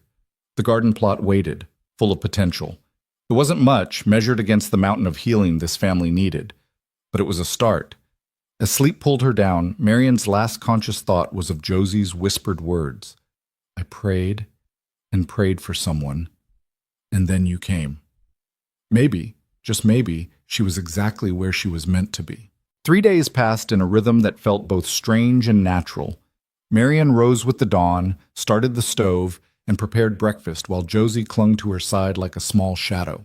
Boone ate quickly and disappeared into his work, returning only for meals and the occasional brief exchange about supplies or household needs. He still slept in the barn, though Marian noticed he sometimes lingered in the doorway at bedtime, listening to her tell Josie stories. The garden became their project. On the second day, Marian and Josie began clearing the weeds, working in the early morning before the heat became oppressive. Josie attacked the task with fierce determination, her small hands pulling at stubborn roots while Marion used a rusty hoe she'd found in the barn. They worked side by side, and Marion taught Josie simple songs to pass the time, work songs her own mother had sung while doing laundry or preparing meals. "What's that one about?" Josie asked after Marion finished a verse about a mockingbird. "It's about a parent who loves their child so much they'd give them anything, even the stars from the sky if they could reach them," Marion explained, pausing to wipe sweat from her forehead. Josie considered this seriously. "Papa would give me stars if he could." "I think you're right," Marion agreed, her heart squeezing at the simple faith in the child's voice. "But he can't reach them because he's too sad to climb that high." The observation was so astute, so heartbreakingly accurate, that Marion had to swallow hard before responding. "Maybe someday he won't be so sad. Sadness doesn't last forever, even when it feels like it will." "You promise?" "I promise to do everything I can to help," Marion said carefully. "But some things take time, sweetheart. Your papa's heart is very hurt, and hurt hearts heal slowly." They returned to their work, and Marion let the conversation drift to lighter topics. What vegetables they might plant, what colors the flowers would be, whether the rabbits Boone had mentioned were clever enough to outsmart a fence. On the morning of the fourth day, Marion woke to raised voices outside. She dressed hurriedly and found Boone standing in the yard facing a well-dressed man on horseback. Even from the porch, she could see the tension in Boone's shoulders, the way his hands had curled into fists at his sides. "I'm telling you for the last time, Blackwell, I'm not selling," Boone said, his voice tight with controlled anger. The man on the horse, Blackwell, was perhaps 50, with silver threading through his dark hair and an air of casual authority that spoke of wealth and power. His clothes were too fine for a casual morning ride, his saddle trimmed with silver. He smiled down at Boone, but there was nothing friendly in the expression. "Be reasonable, Mercer. This land hasn't turned a real profit in 3 years. You're barely holding on. I'm offering you a fair price, more than fair, considering the circumstances." "The circumstances being that my wife died and you think that makes me desperate enough to sell my family's land?" Boone's voice rose. "You can take your fair price and—" "Papa?" Josie had appeared at Marion's side, her small voice uncertain. "Why is Papa yelling?" "I don't know, sweetheart," Marion said quietly, though unease was settling in her stomach. "Stay here with me." Blackwell's gaze shifted to the porch, his eyes moving from Josie to Marion with uncomfortable intensity. "Well now," he said slowly. "I heard rumors you'd taken in a woman. Eastern lady, they said, but I confess I thought it was just more of Alice Porter's gossip." His smile widened. Seems the rumors were true. "Miss Locke is my daughter's governess," Boone said sharply. "Not that it's any of your concern." "A governess? How civilized?" Blackwell's tone suggested he didn't believe it for a moment. "You must be quite the progressive rancher, Mercer, hiring help when you claim you can't afford to meet your debts." "I don't have debts with you, Blackwell. I paid off that loan 6 months ago." "Did you?" "I'll have to check my records. Memory's a funny thing. Sometimes numbers get confused." Blackwell's horse shifted restlessly, sensing his rider's mood. "But that's not why I'm here. I came to make a neighborly offer. Your north pasture borders my land and I could use the extra grazing. Name your price." "It's not for sale. Nothing here is for sale. Now get off my property before I help you off." Blackwell's genial mask slipped, revealing cold calculation beneath. "You're making a mistake, Mercer. A man in your position can't afford to make enemies, especially not when you've got a child to think about."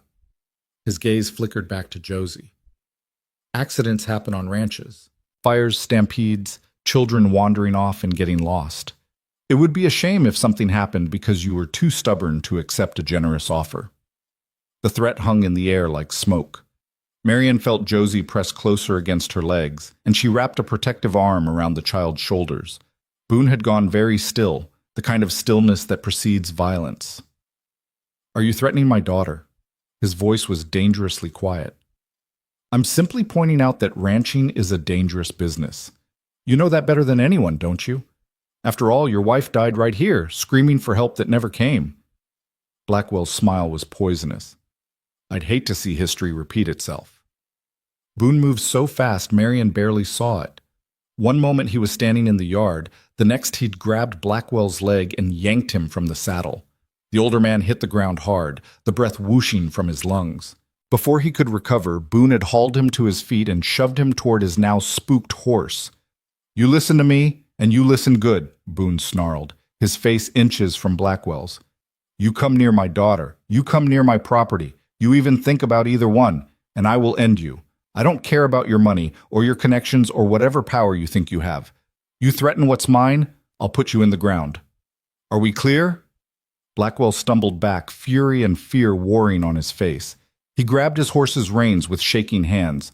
"You'll regret this, Mercer. Nobody threatened Silas Blackwell. Nobody. Get out." Blackwell mounted clumsily and wheeled his horse around. Before riding off, he looked once more at the porch, his gaze cold and calculating. "Enjoy your new governess while you can," he called back. "I wonder how long she'll last when she realizes what kind of man she's working for." He spurred his horse and galloped away, leaving Boone standing alone in the yard, his chest heaving with barely controlled rage. For a long moment, no one moved. Then Boone turned and saw Marion and Josie on the porch, and the fury drained from his face, replaced by something worse: shame. "Josie, go inside," he said quietly. "But Papa—" "Inside. Now." The sharpness in his voice made Josie flinch. She looked up at Marion with frightened eyes, and Marion gave her a gentle nudge toward the door. "Go on, sweetheart. I'll be right there." Once Josie had disappeared inside, Marion descended the steps to where Boone stood. Up close, she could see he was shaking, though whether from anger or fear she couldn't tell. "Who was that man?" she asked. "Silas Blackwell. Owns the biggest spread in the county. Been trying to buy my land since before Clara died." Boone's voice was flat, emotionless. "He's the kind of man who's used to getting what he wants. And when he doesn't, he makes sure you regret it." Boone finally met her eyes. "You should go, Miss Locke. Pack your things and head back to town. I'll pay you for your time, give you enough to get passage back east if that's what you want. But you need to leave." "Because of him?" Marion heard the steel in her own voice. "Because some bully in expensive clothes made threats?" "Because those weren't empty threats. Blackwell has connections. The sheriff, half the merchants in town, probably the judge too. He can make life very difficult for anyone who crosses him." Boone's jaw clenched. "And I've just crossed him about as hard as a man can." "Then it's a good thing I'm not easily frightened," Marion said calmly, though her heart was racing. "You should be frightened. This isn't some Boston social snub, Miss Locke. This is a man who could burn my barn, poison my well, or worse, and face no consequences." He ran a hand through his hair, leaving it standing on end. "I won't have you and Josie caught in the middle of this." "We're already in the middle of it," Marion pointed out. "Running away won't change that. And frankly, Mr. Mercer, Josie needs me now more than ever. She just watched her father be threatened, watched a stranger make ugly implications about her mother's death. Do you really think abandoning her right now is what's best?" "What's best is keeping her safe." "Then we'll keep her safe together." Marion crossed her arms. "I'm not leaving unless you physically throw me off this property, and I don't think you'll do that." They stared at each other, wills clashing. Boone looked like he wanted to argue further, but exhaustion was evident in every line of his body. Finally, he shook his head. "You're as stubborn as Josie said." "I'll take that as a compliment." Marion's voice softened. "Mr. Mercer, I understand you want to protect us, but you can't do this alone. Whatever trouble Blackwell brings, we'll face it together. That's what families do." "We're not a family," he said, but there was no conviction in the words. "Aren't we?" Marion gestured toward the house. "I cook your meals, care for your daughter, keep your home. You provide shelter and protection. Josie calls me Miss Lady, but looks at me like I hung the moon. If that's not family, I don't know what is." Something flickered across his face. Surprise, perhaps, or recognition. Before he could respond, a shout from inside the house made them both turn. "Miss Lady! Miss Lady, come quick!" They ran toward the house, Boone reaching the door first. Inside, they found Josie standing by the window, pointing outside with a shaking hand. "The chickens! Something's wrong with the chickens!" Marion hurried to look.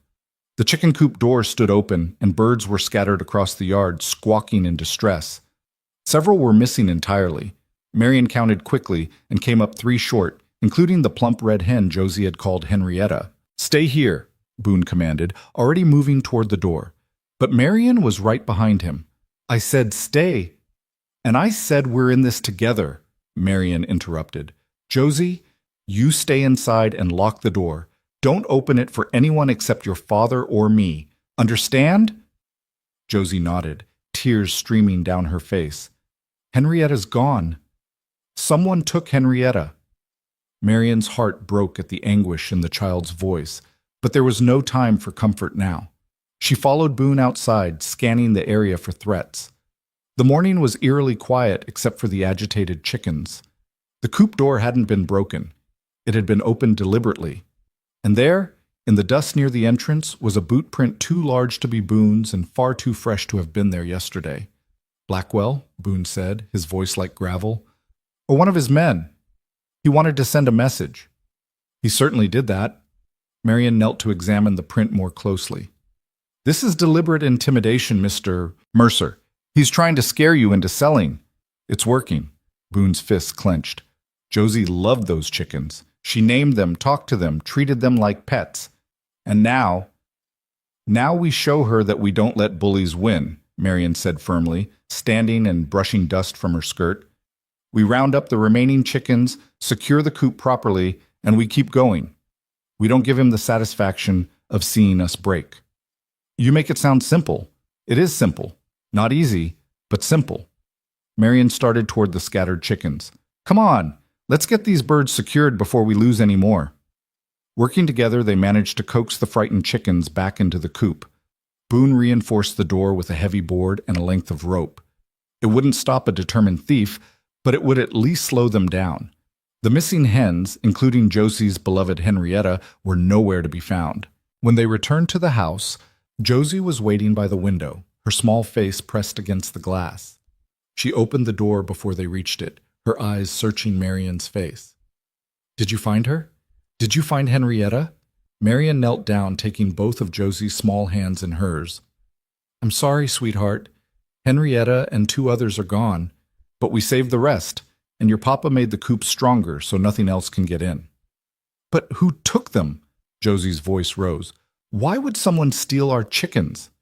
Marion glanced at Boone, who looked away, his jaw tight. She turned back to Josie. "Sometimes people do mean things because they want something and think being mean will help them get it.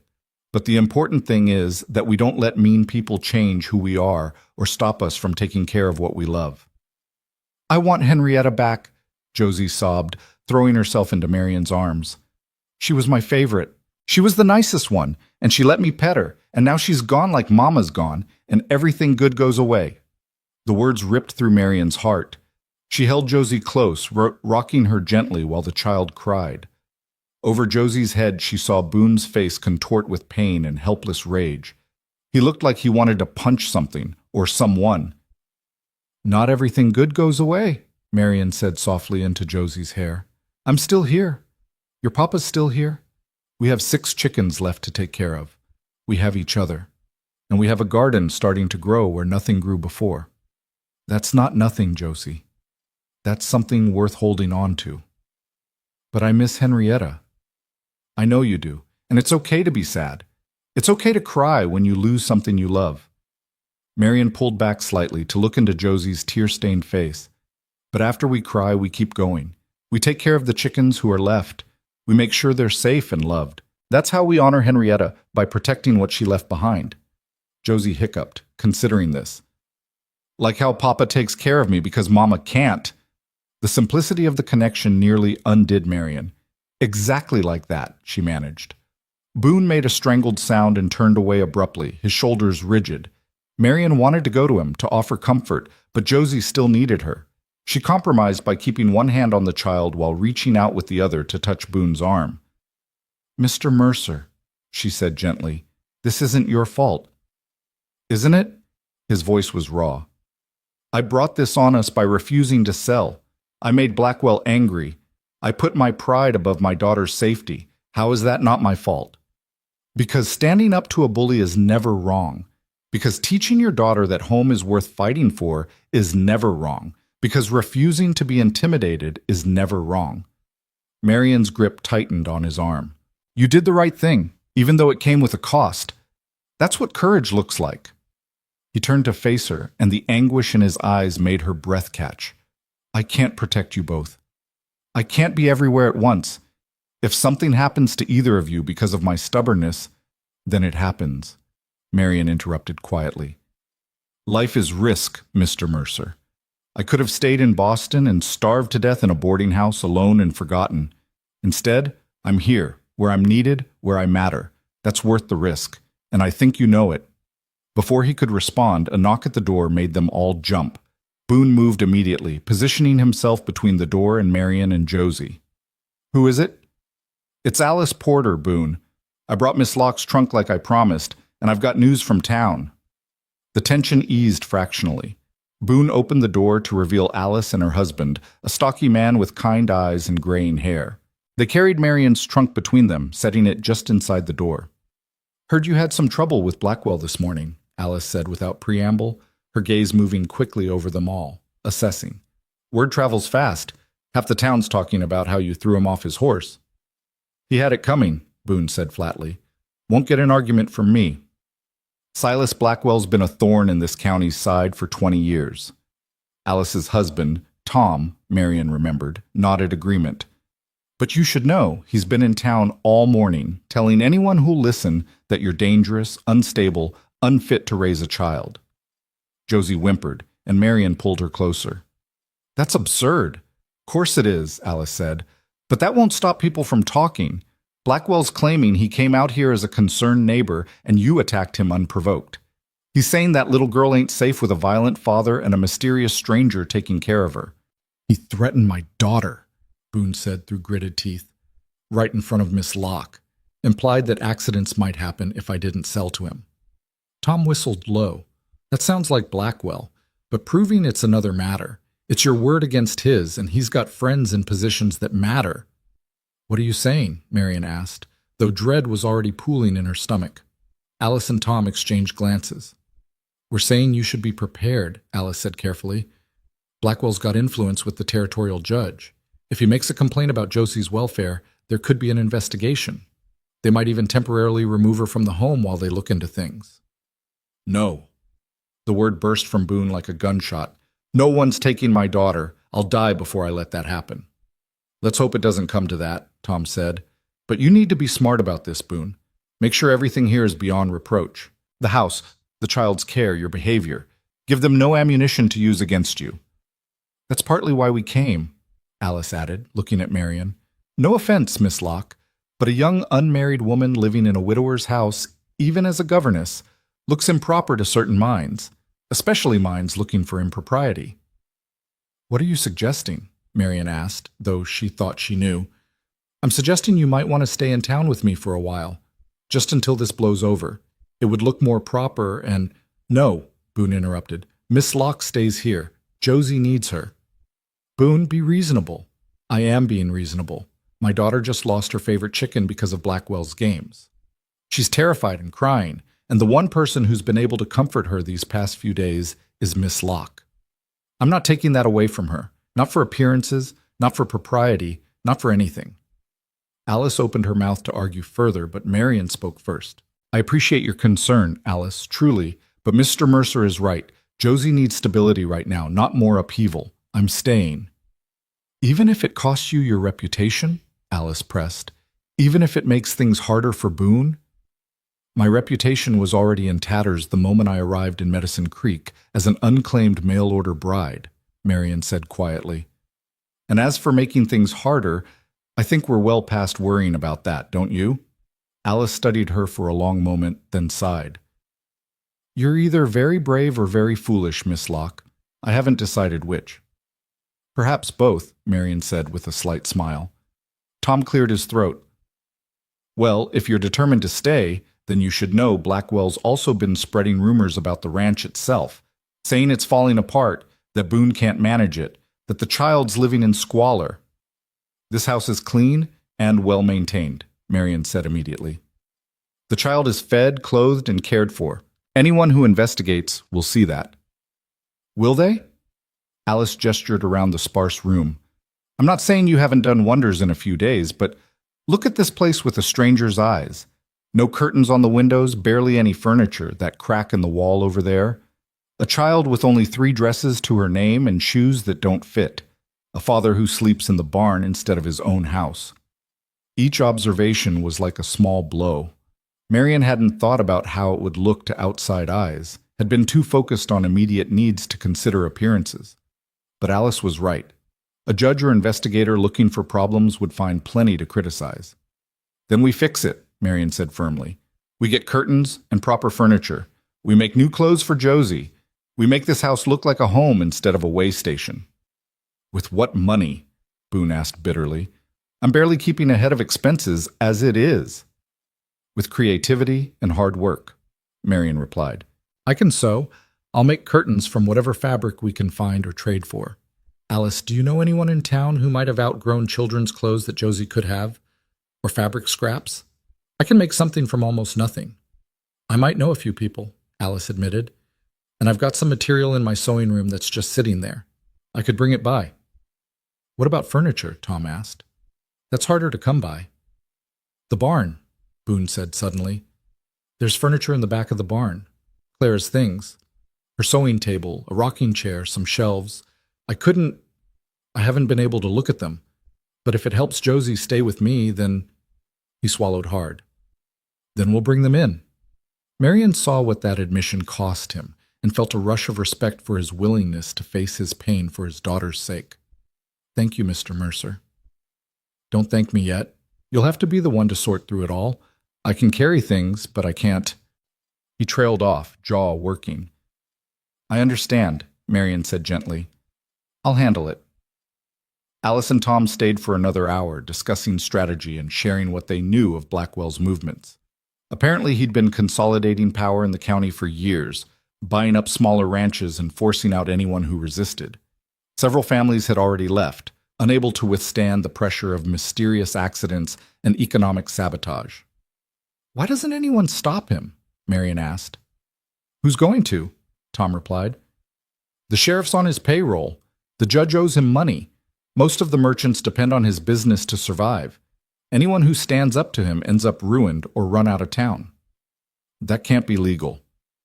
Legal and right aren't always the same thing out here, Miss Locke. This is still rough country in a lot of ways. The law is what powerful men say it is. Tom's expression was grim. Boone's one of the few who've held out this long. That's why Blackwell's so determined to break him. After they left, the house fell into subdued quiet. Josie had cried herself into exhaustion and fallen asleep on the floor, curled up on a blanket like a small, wounded animal. Boone carried her to her bed with surprising gentleness, his large hands careful as he tucked the quilt around her small form. She used to sleep through anything, he said softly, staring down at his daughter. When she was a baby, Clara would joke that a stampede wouldn't wake her. Now every little sound makes her jump. She's been through a lot, Marian said from the doorway. Loss and change, and now this trouble with Blackwell. It would make anyone anxious. She's 3 years old. She should be playing and laughing, not afraid in her own home. His voice hardened. This ends. Whatever it takes, I'm ending this. We're ending this, Marian corrected, and we'll do it smartly, not rashly. Blackwell wants you to lose control, to give him ammunition. We won't give him that satisfaction. Boone looked at her, really looked at her, and something shifted in his expression. Why are you doing this? You don't owe us anything. You could walk away right now, go back to town, find some other position with a nice, boring family with no dangerous enemies. I could, Marian agreed, but I won't. Why not?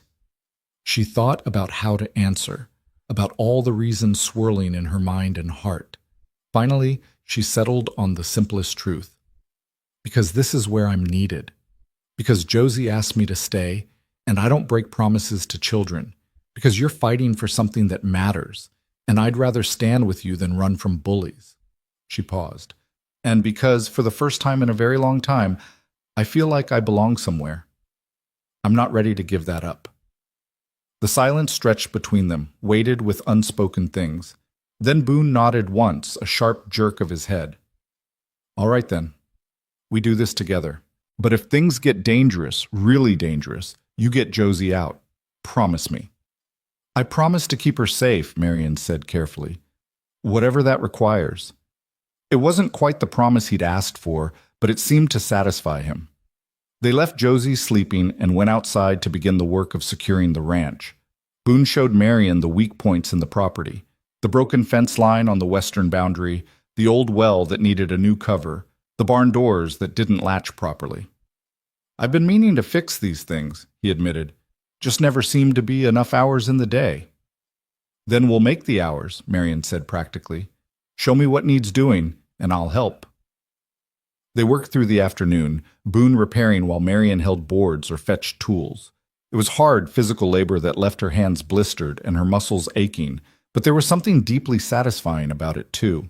Each nail driven, each board secured, was a small victory against the chaos threatening to overwhelm them. As the sun started its descent toward the western mountains, painting the sky in shades of amber and rose, Boone set down his hammer and looked around at their progress. The barn doors now closed securely. The chicken coop had been reinforced. The garden fence, which they'd expanded to include the growing plot, stood straight and strong. Not bad for an afternoon's work, he admitted grudgingly. Not bad at all, Marion agreed, examining her blistered palms with rueful pride.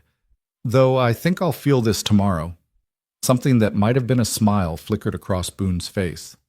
City hands aren't used to real work. These city hands just helped you secure half your property, Marion retorted. I'd say they're adapting just fine. This time the smile lasted a full second before disappearing. I suppose they are. They walked back to the house together as twilight deepened around them. Josie was awake, sitting at the window watching for their return. When she saw them, her face lit up with a relief so profound it made Marion's chest ache. You came back, Josie exclaimed, running to meet them at the door. I woke up and you was both gone, and I thought maybe you left me like... She stopped herself, but they all knew what she'd been about to say. Like Mama did. Boone knelt in front of his daughter, his large hands gentle on her small shoulders. Josie girl, listen to me. I will never leave you. Never. Not for anything or anyone. You understand? But Mama didn't want to leave. She would have stayed if she could have. His voice cracked. But I choose to stay, every day. I choose you, and I'm not going anywhere. Josie threw her arms around his neck, and Boone gathered her close, his eyes squeezed shut against tears. Marion looked away, giving them this moment of private grief and reassurance, her own eyes stinging. When they pulled apart, Josie turned to Marion. Are you staying too? As long as you need me, Marion promised. Forever? The word hung in the air, impossible and perfect. Marion knelt beside Boone, taking one of Josie's small hands. Sweetheart, I can't promise forever because I don't know what the future holds. But I can promise today and tomorrow and every day after that until you don't need me anymore. I'll always need you, Josie said with the absolute certainty of childhood. Then I suppose I'll be here a very long time, Marion said softly. That night, after Josie had been fed and bathed and tucked into bed, with another story about the princess and her dragon friend, Marion and Boone sat at the kitchen table making lists. Things they needed to do to make the house investigation-proof. Ways to protect the property from further sabotage. Contingency plans if Blackwell escalated. We should probably expect him to try something during the night, Boone said, adding night watch to his list. That's when cowards do their worst. Then we take turns watching, Marion suggested. You can't stay awake around the clock, and neither can I. But between us, we can keep an eye on things. You do that? Lose sleep to watch for trouble? I've already told you, Mr. Mercer, we're in this together. That means all of it. The work, the worry, the watching. Marion set down her pencil. Besides, I'm a notoriously light sleeper. Always have been. They continued planning until the lamp oil burned low and exhaustion made the words blur on the page. Finally, Boone stood and stretched, his spine cracking audibly. You take first watch, he said. I'll spell you at midnight. Don't try to be a hero if you see something suspicious. Wake me immediately. Agreed. And Mr. Mercer? He paused at the door. We're going to get through this. All of us. Together. He looked at her across the dimly lit kitchen, this Eastern woman who'd walked into his life 4 days ago and somehow become essential to it. I'm starting to believe you might be right, Miss Locke. It was the closest thing to hope she'd heard from him, and Marian held on to it like a lifeline as he disappeared into the night and she settled into her vigil by the window, watching for whatever dangers the darkness might bring. The watch passed without incident, though every shadow seemed to hold threats and every sound made Marian's heart race. When Boone came to relieve her at midnight, she was wound tight as a spring, her eyes burning from staring into the darkness. "Anything?" he asked quietly, careful not to wake Josie. "Nothing concrete, though I could have sworn I saw someone near the tree line around 11. But when I looked harder, there was nothing there." Marian rubbed her tired eyes. "Might have been my imagination. Or it might have been Blackwell's men testing our alertness." Boone moved to the window, his presence solid and reassuring. "Get some sleep, Miss Locke. I'll keep watch until dawn." Sleep came reluctantly, filled with uneasy dreams of burning barns and missing children. Marian woke to pre-dawn light and the smell of coffee brewing. She found Boone at the stove, his face drawn with exhaustion, but his eyes alert. "Anything happen?" she asked, pulling her borrowed robe tighter against the morning chill. "Quiet night, thankfully." He poured coffee into 2 cups, handing her one. "But I found fresh tracks near the barn. Someone was definitely out there circling the property. They didn't try anything, just watched." The knowledge that they'd been observed while they slept sent ice down Marian's spine. "What do we do?"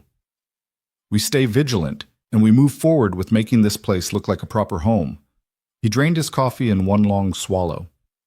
"After breakfast, I'll bring Clara's things in from the barn. Might as well face it." The morning routine unfolded as it had for the past few days, Marian cooking while Josie helped in her enthusiastic, chaotic way. But today there was an undercurrent of tension, a watchfulness that hadn't been there before. Even Josie seemed to sense it, staying closer to Marian than usual, her questions quieter and less frequent.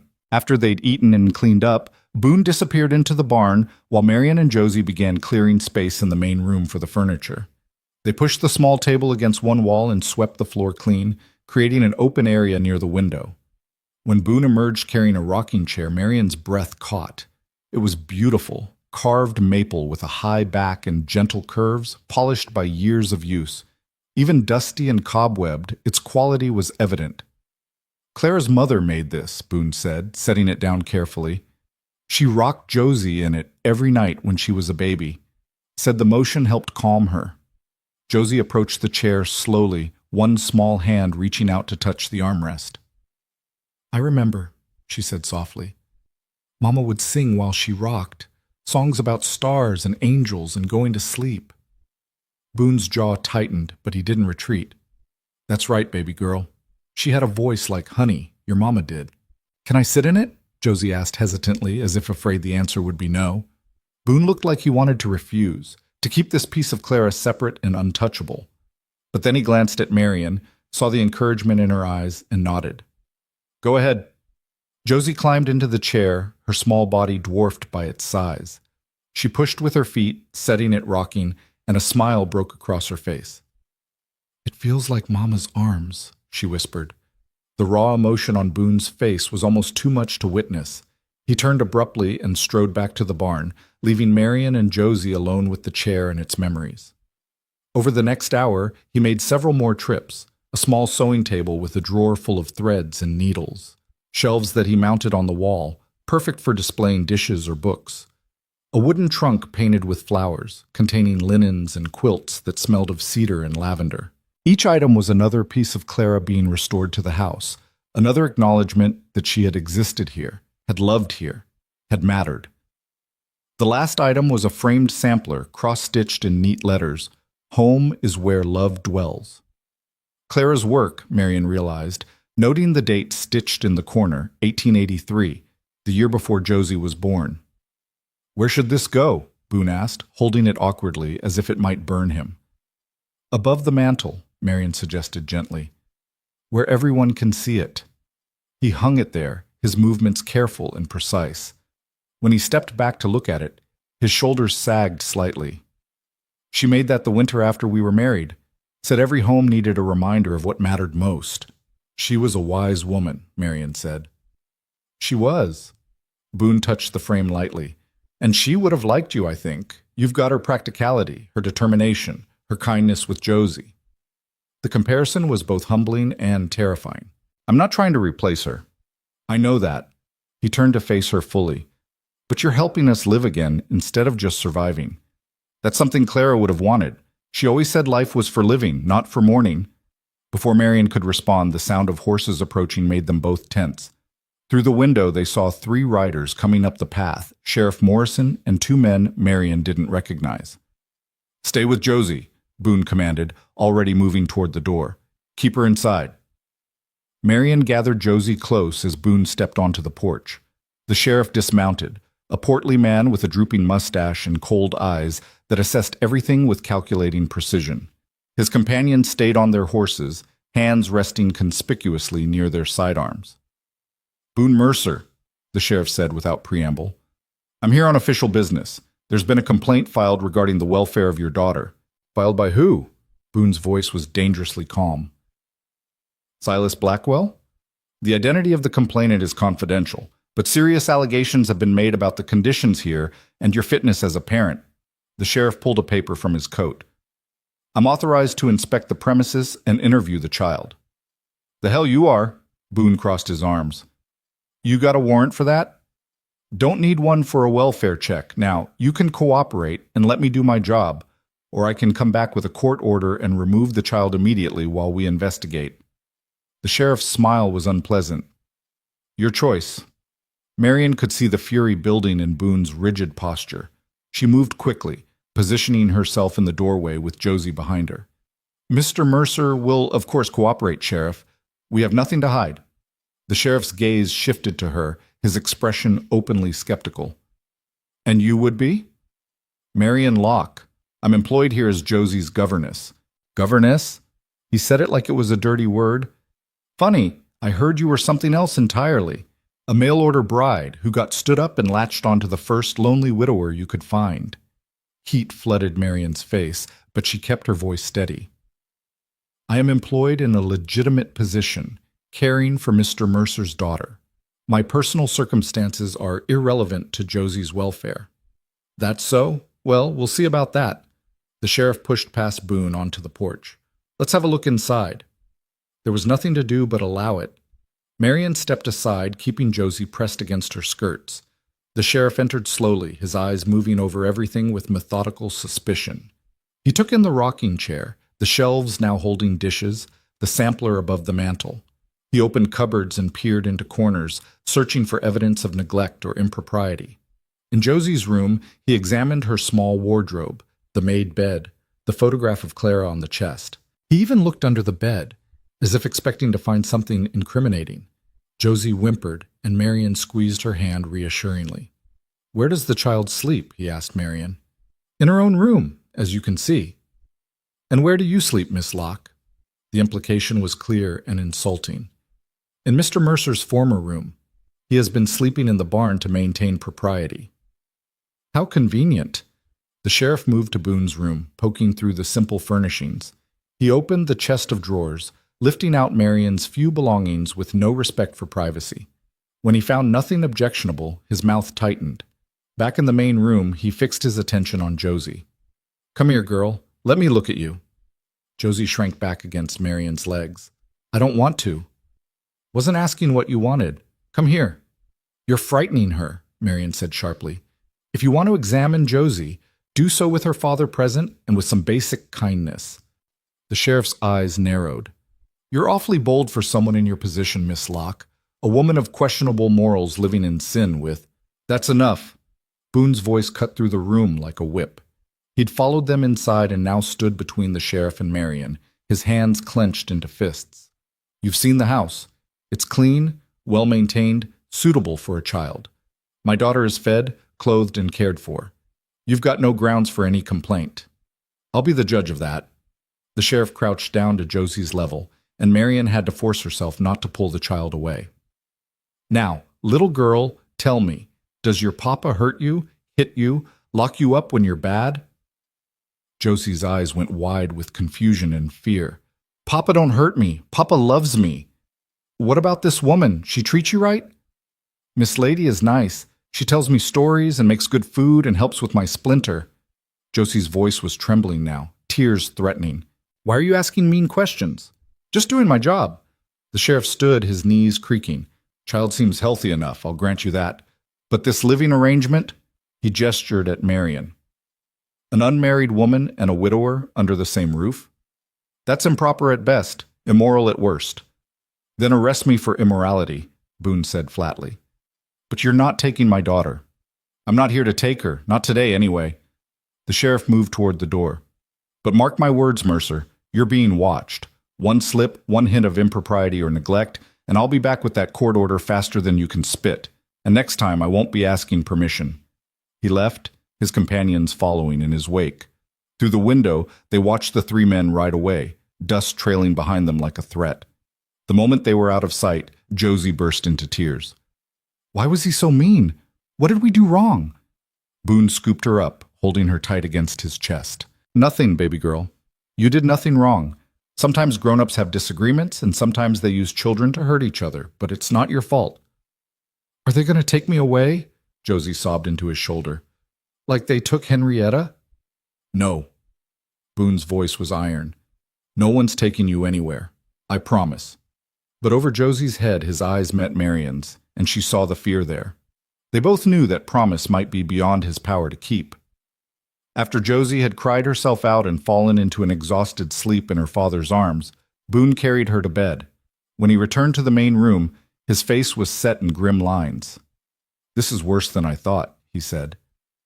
Blackwell's not just trying to scare us. He's building a legal case to take Josie away.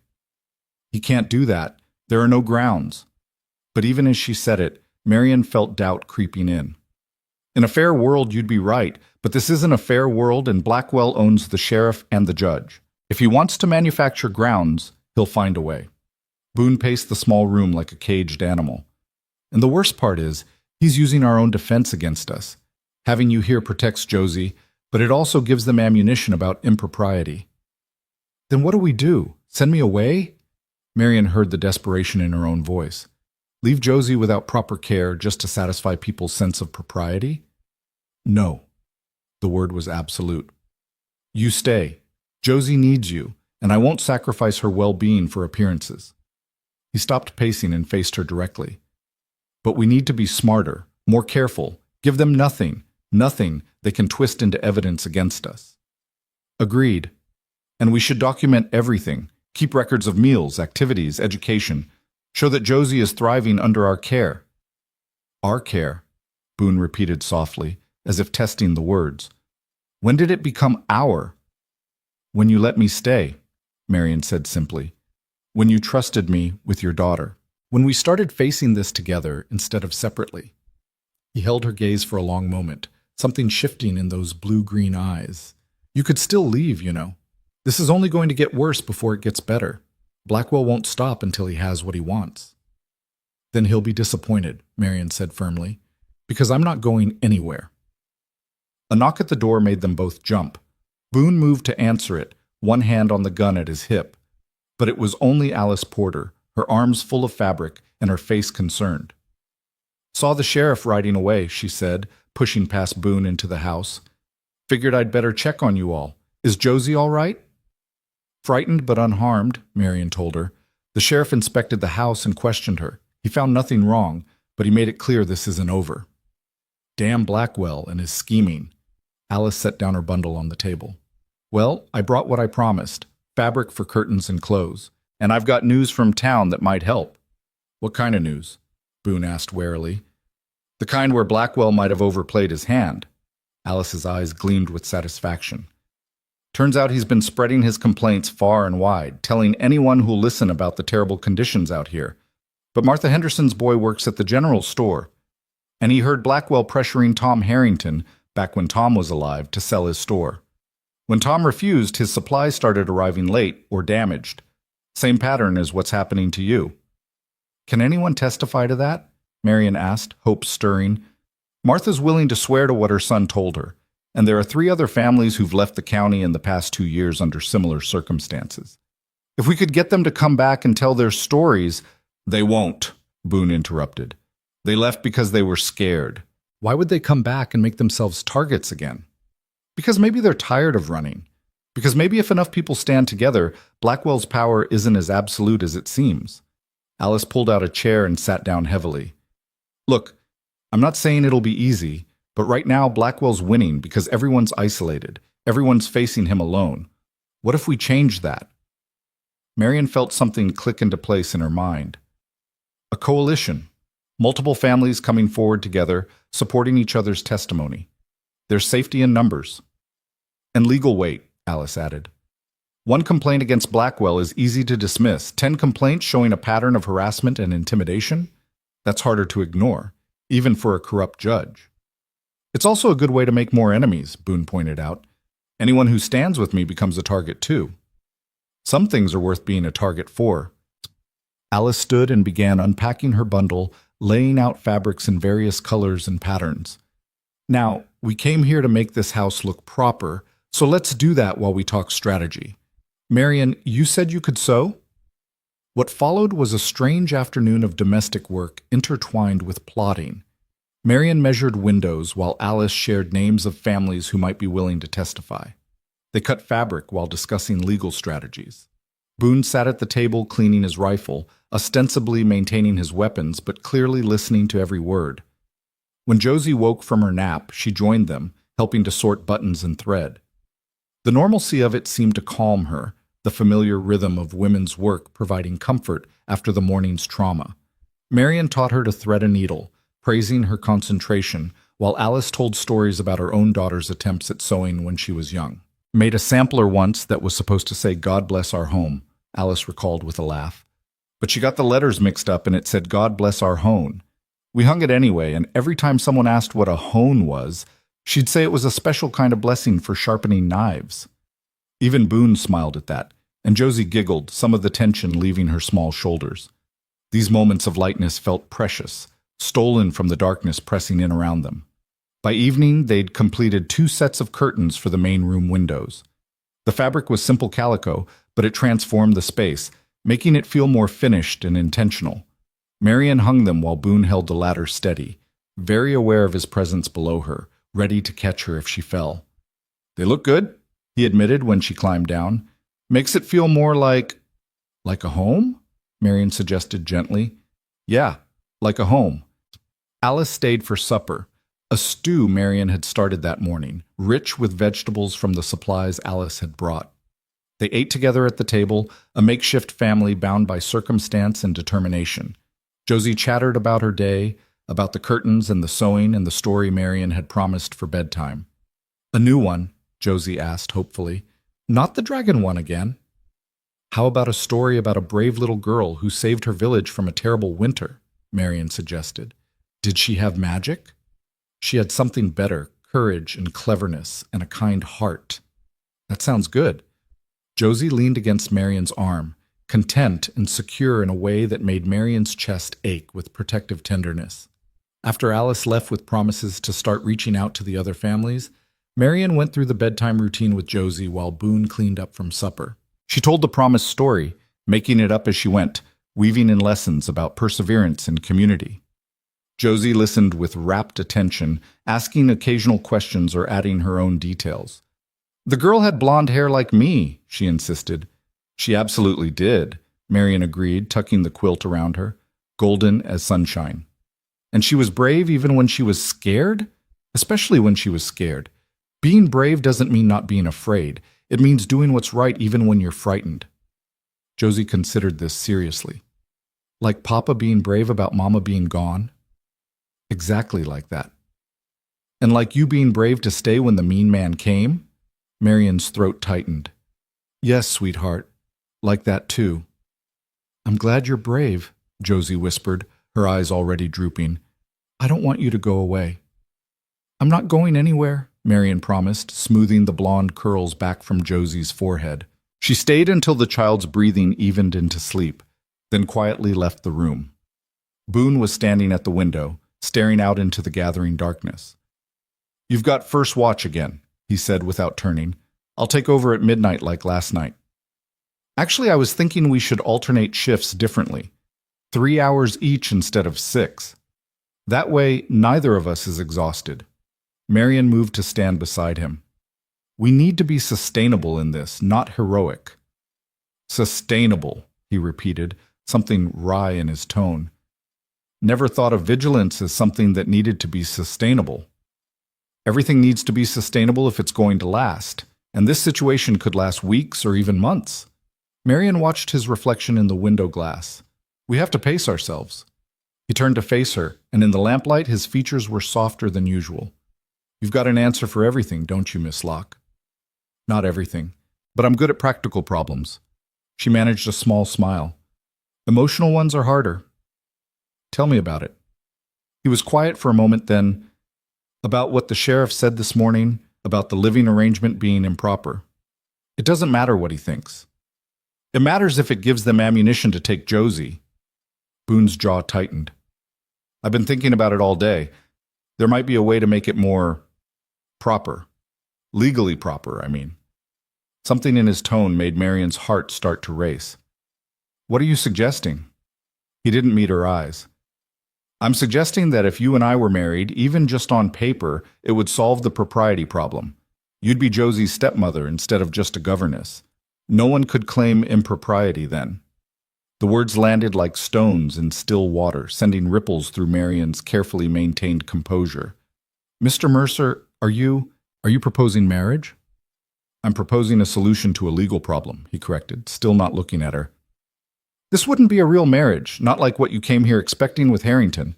It would be a business arrangement. You'd have legal standing as Josie's guardian, I'd have proof of a proper household, and Blackwell would lose his best weapon against us. Marian's mind reeled. Part of her recognized the practicality of his suggestion. He was right that it would strengthen their position. But another part, the part she'd been trying not to acknowledge, felt a sharp pang at his emphasis that it wouldn't be real. And what would this arrangement entail exactly? She heard herself ask. Marriage in name only. You'd keep your room, I'd keep sleeping in the barn. Nothing would change except the paperwork. His voice was carefully neutral. You'd be free to leave if you wanted, once this situation with Blackwell is resolved. No obligations beyond caring for Josie, which you're already doing. I see. Marian struggled to sort through her tangled emotions. And you think this would actually help? I think it would make it much harder for them to remove Josie.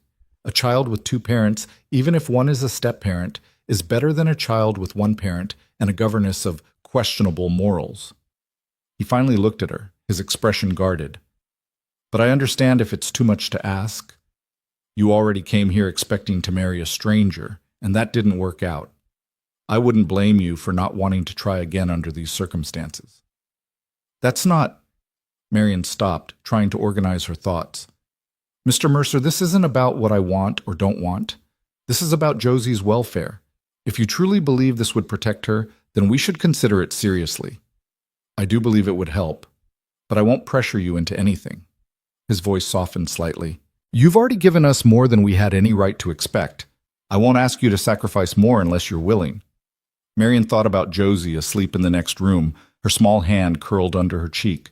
She thought about the sheriff's cold eyes and Blackwell's threats. She thought about the garden they were nurturing back to life, and the way this broken house was slowly becoming a home again. If we did this, she said carefully, it would have to be done properly. A real ceremony, legal documents, everything above board. No room for anyone to claim it's a sham. Agreed. And we'd need to be clear about expectations. You say nothing would change, but marriage changes things whether we want it to or not. We'd need boundaries, agreements, rules. Whatever you think is necessary. Marian took a deep breath. Then yes, if you believe this is what's best for Josie, I'll marry you. The silence that followed felt weighted with significance. Boone's eyes searched her face as if trying to understand what had motivated her agreement. You're sure? I'm sure that protecting Josie is the most important thing. I'm sure that I want to stay here and help this family heal. And I'm sure that if a legal formality will help accomplish that, I'm willing to go through with it. She met his gaze directly. Are you sure, Mr. Mercer? This is a big step, even if it is just a formality. I'm sure. His voice was firm. And Miss Locke? Under the circumstances, you should probably start calling me Boone. Then you should call me Marian. She extended her hand, formal and businesslike. Partners in protecting Josie. He took her hand, his grip warm and calloused. Partners, he agreed. They shook on it like two people closing a business deal, not like a couple agreeing to marry. But as their hands clasped, Marian felt something shift between them. An acknowledgement of trust, perhaps, or a recognition that they were bound together now in ways that went beyond simple employment. When he released her hand, the moment passed, and they were back to practical planning. They would ride to town tomorrow and speak with Reverend Barnes about a quick ceremony. Alice could be a witness, and perhaps her husband, Tom. They'd register the marriage with the county clerk immediately, making everything legal and official. "We should probably tell Josie in the morning," Boone said. "She should hear it from us before anyone else tells her." "How do you think she'll react?" "Honestly, I think she'll be thrilled. She's been hoping for a mother since Clara died, and you're the first person she's truly taken to." A shadow crossed his face. "I just hope we're not setting her up for disappointment when this arrangement eventually ends." "Who says it has to end?" The words were out before Marian could stop them. Boone looked at her sharply. "You said yourself this is about protecting Josie. Once Blackwell's dealt with, Josie will still need care. She'll still benefit from having two parents instead of one. And I'll still need a home and a purpose." Marian lifted her chin. "I'm not planning to leave just because the immediate crisis is over, Boone. Unless you want me to." He stared at her for a long moment, something unreadable in his expression. "I don't want you to," he said finally, his voice rough. "I don't know what this is or where it's going, but I know Josie's happier with you here. And I'm managing better too, so no, I don't want you to leave." "Then I won't." Marian smiled slightly. "Partners for the long term, then. However long that turns out to be." "However long that turns out to be," he echoed. They stood together in the lamplight, two people bound by circumstance and necessity, and a growing thread of something neither of them was quite ready to name. Outside, the Montana night pressed close, full of dangers known and unknown. But inside, in this room with its new curtains and remembered furniture, there was warmth and light, and the tentative beginning of hope. Tomorrow they would ride to town and formalize their arrangement. Tomorrow they would face whatever consequences came from their decision. But tonight, for just this moment, they could stand together in companionable silence and believe that maybe, just maybe, they were building something worth protecting. "You should get some rest before your watch," Boone said finally. "It's been a long day." "So should you." Marian moved toward her room, then paused at the doorway. "Boone, thank you for trusting me enough to suggest this. I know it's not easy, given everything you've been through. Thank you for saying yes when you had every reason to refuse." He managed something that might have been a smile. "Good night, Marian." "Good night, Boone." She closed the door softly behind her and leaned against it, her heart pounding. Tomorrow she would become Mrs. Boone Mercer, stepmother to Josie, wife in name, if not in fact to a man she'd known less than a week. It was mad, impulsive, completely improper by any standard. It was also, she realized as she changed into her nightgown and climbed into bed, exactly what she wanted.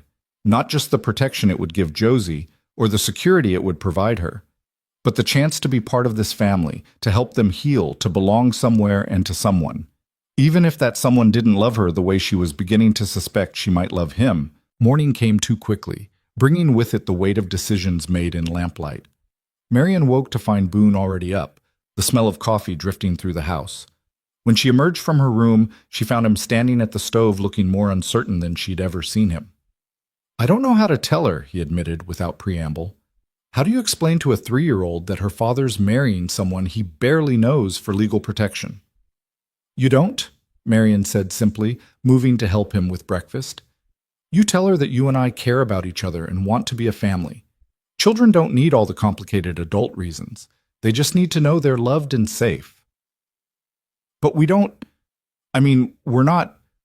Boone stumbled over the words, his face flushing. "We care about each other enough to want what's best for Josie," Marian said firmly. "That's not a lie. And the rest, well, who knows what the future holds.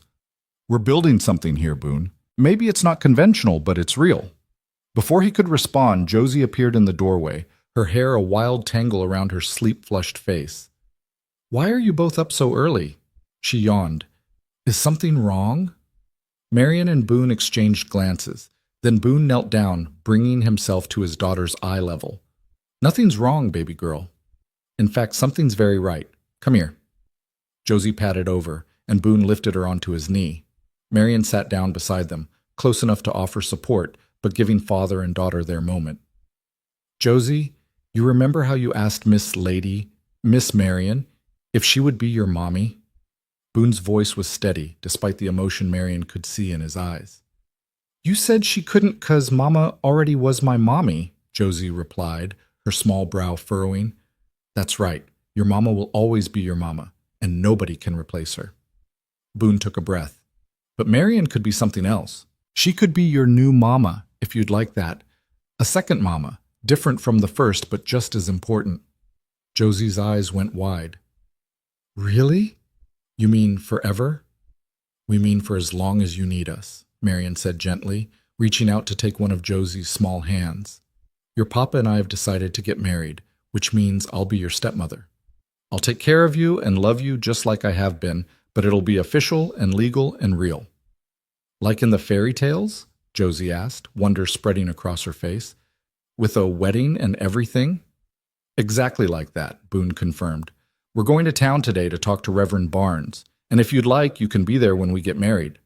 The squeal of delight that burst from Josie was so loud and pure that both adults winced, but the joy on her face was worth any discomfort. She launched herself at Marian, tiny arms wrapping around her neck with fierce intensity. You're going to be my new mama. I prayed and God sent you, and now you're staying forever. The words tumbled over each other in her excitement. Well, maybe not quite forever, Marian started, but Josie was having none of it. Forever and ever, the child insisted, pulling back to look at Marian's face with absolute certainty. That's how long you'll stay. I just know it. Over Josie's head, Marian met Boone's eyes. Something passed between them. Acknowledgement, perhaps, that this arrangement was already more complicated than either had admitted. Because looking at Josie's joy, feeling her small body trembling with happiness, Marian knew she couldn't walk away even if she wanted to. And the realization that she didn't want to walk away was both terrifying and exhilarating. The ride to town was an adventure for Josie, who sat in front of Boone on his horse while Marian rode the gentler mare they'd saddled for her. The morning was clear and bright, the summer heat not yet oppressive. Josie chattered the entire way, asking questions about weddings and marriages, and whether she could have a new dress for the occasion.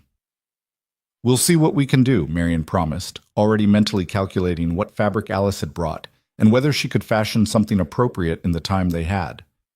Medicine Creek seemed busier than usual when they arrived, or perhaps Marian was just more aware of the curious stares that followed them. News traveled fast in small towns, and she suspected that everyone already knew about the sheriff's visit and Blackwell's campaign against Boone.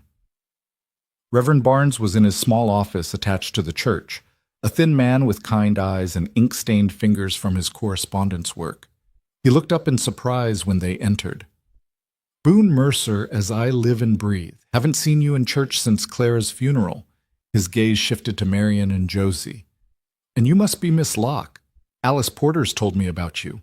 So nothing too scandalous, I hope, Marian said with a slight smile. On the contrary, she spoke highly of your character and your care for young Josie here. The Reverend's expression grew more serious. I also heard about Sheriff Morrison's visit yesterday. Troubling business. That's actually why we're here, Boone said, his hand resting protectively on Josie's shoulder. Miss Locke and I would like to be married as soon as possible. The Reverend's eyebrows rose. Married? That's rather sudden, isn't it? You've only known each other a week. We know each other well enough to know we want to protect Josie and build a stable home, Marian said firmly. And given the circumstances with Mr. Blackwell's harassment, a legal marriage would strengthen our position considerably. Reverend Barnes leaned back in his chair, studying them both carefully. I see. So this is a marriage of convenience, then? A strategic arrangement? It's a marriage built on practical necessity and genuine care for a child's welfare, Marian corrected. Is that so different from many marriages made on the frontier? People marry for all kinds of reasons, Reverend. Love can grow from partnership just as easily as partnership can grow from love. Something in the Reverend's expression softened. You're not wrong about that, Miss Locke.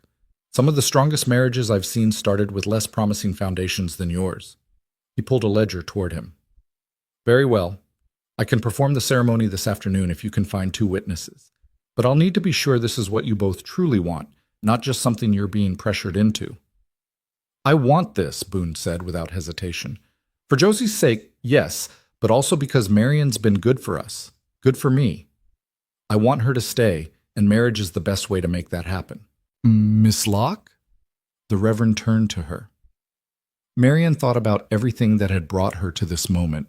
Her father's death, the journey west, Thomas Harrington's untimely passing, that first desperate walk to Boone's ranch.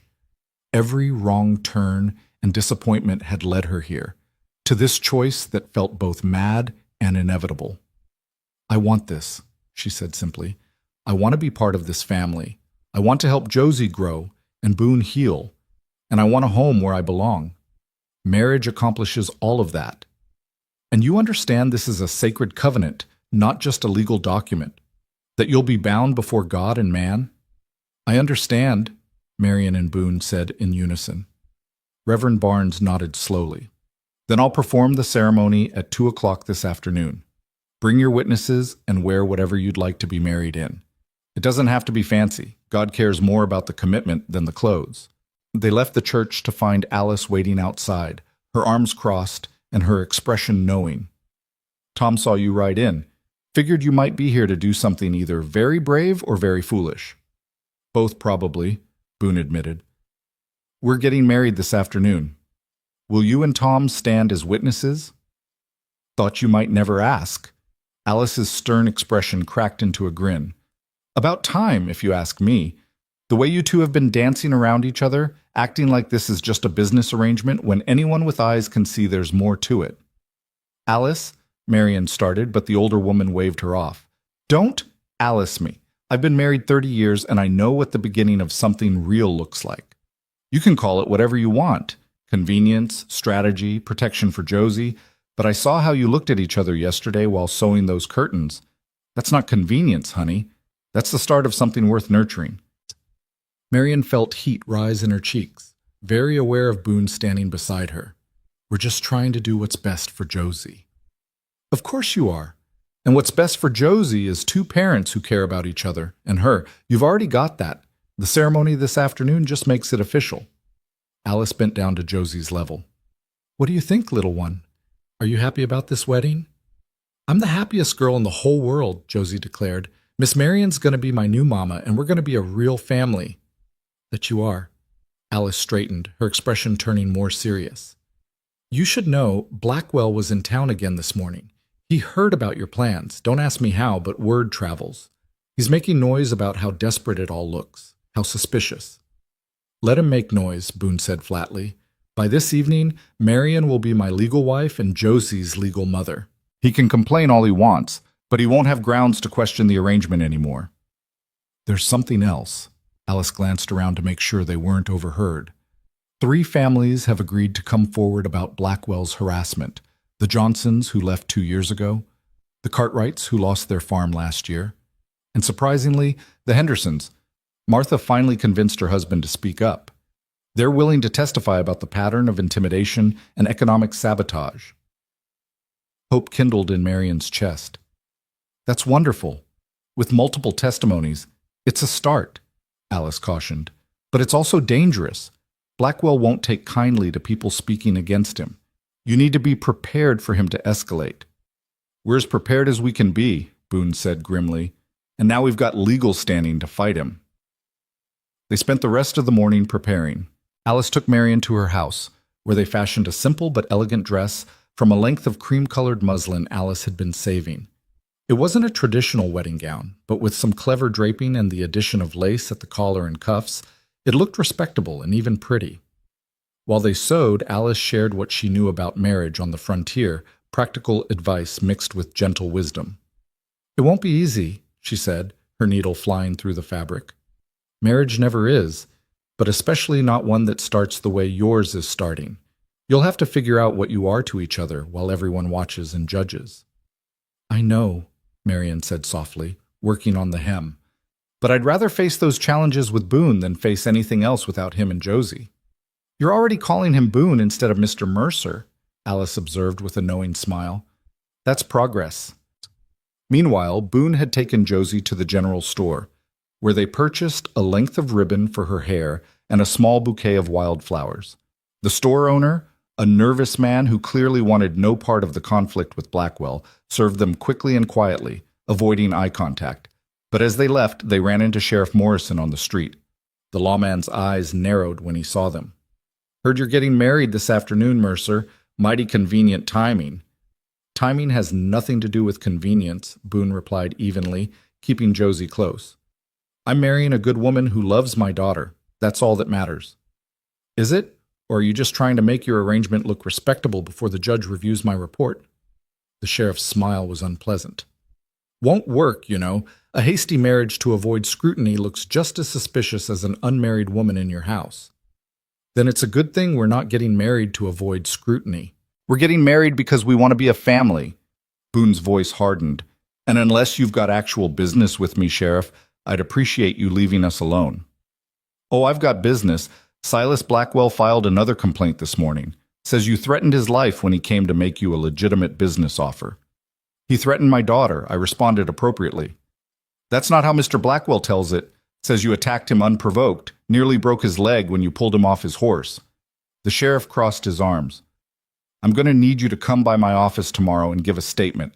And if I don't like what I hear, I might have to bring you in on assault charges. Boone's hands clenched into fists, but his voice remained steady. I'll come by tomorrow. With my wife. Now, if you'll excuse me, I have a wedding to get to. He walked away before the sheriff could respond, Josie's hand tight in his. But Marion, watching from Alice's window across the street, saw the tension in his shoulders and knew the encounter had shaken him more than he'd let on. By 2 o'clock, they were all gathered in the small church. Reverend Barnes stood before the simple altar, his Bible open. Alice and Tom Porter served as witnesses, both dressed in their Sunday best. Josie sat in the front pew, her new ribbon shining in her freshly braided hair, clutching her bouquet of wildflowers like treasure. Marion stood beside Boone, acutely aware of how strange this moment was. A week ago, she'd stepped off a stagecoach expecting to marry a man she'd never met. Now she was marrying a different stranger, for different reasons, with no idea how this story would end. But when Boone turned to look at her, something in his expression steadied her nerves. He was as uncertain as she was, as overwhelmed by the speed of events. But he was here, present and committed, willing to take this leap for his daughter, and maybe, just maybe, for himself too. Dearly beloved, Reverend Barnes began, his voice resonating in the quiet church, we are gathered here in the sight of God, and these witnesses to join Boone Mercer and Marion Locke in holy matrimony. The ceremony was brief, the traditional words feeling both weighty and surreal. When the Reverend asked if anyone objected, Marion half expected the doors to burst open and Blackwell to storm in with some new accusation. But the church remained peaceful, filled only with their small group and shafts of afternoon sunlight through the windows. Do you, Boone Mercer, take this woman to be your lawfully wedded wife, to have and to hold from this day forward, for better or worse, for richer or poorer, in sickness and in health, until death do you part? Boone's voice was firm. I do. And do you, Marion Locke, take this man to be your lawfully wedded husband, to have and to hold from this day forward, for better or worse, for richer or poorer, in sickness and in health, until death do you part? Marion looked into Boone's blue-green eyes and saw fear there, yes, but also hope. She thought of Josie's joy this morning, of the garden they were nurturing, of all the small moments that had brought them to this point, and she knew, despite the unconventional circumstances, that she was making the right choice. I do. Then by the power vested in me, I now pronounce you husband and wife. Reverend Barnes smiled. You may kiss your bride, Boone. For a moment, neither of them moved. Then Boone leaned forward slowly, giving Marion time to pull away if she wanted. But she didn't want to pull away. His lips touched hers briefly, gently, a seal on promises made and a future uncertain, but no longer faced alone. When they separated, Josie was bouncing in her pew with barely contained excitement. Are you married now? Are you really, truly married? We really, truly are, Marion confirmed, her voice slightly breathless. Josie launched herself at them both, wrapping her small arms around as much of their legs as she could reach. Best day ever, she declared. Best day in my whole life. Alice dabbed at her eyes with a handkerchief, while Tom grinned broadly. Reverend Barnes produced the marriage certificate, which they all signed. Marion's new name looking strange and official on the paper. Mrs. Marion Mercer. A person who hadn't existed an hour ago, but who now had legal standing and purpose. They celebrated with a simple meal at the hotel restaurant, one of the few public establishments in Medicine Creek that hadn't yet chosen sides in the conflict with Blackwell. Josie was the center of attention, telling anyone who would listen about her new mama and the wedding. Her joy was infectious, making even strangers smile despite the tensions running through the town. But as they prepared to ride home in the late afternoon, a commotion near the sheriff's office drew their attention. A crowd had gathered, voices raised in argument. Boone tensed immediately, his hand moving instinctively toward his sidearm. "Stay here with Josie," he told Marion, starting toward the disturbance. "Not a chance," Marion replied, taking Josie's hand. "We're a family now, remember? We face things together." They pushed through the crowd to find Martha Henderson confronting Sheriff Morrison, her face red with anger and her voice shaking with emotion.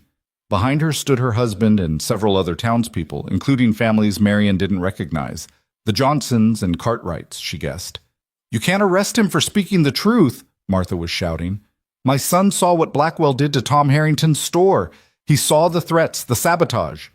"Your son's testimony is hearsay," the sheriff replied coldly.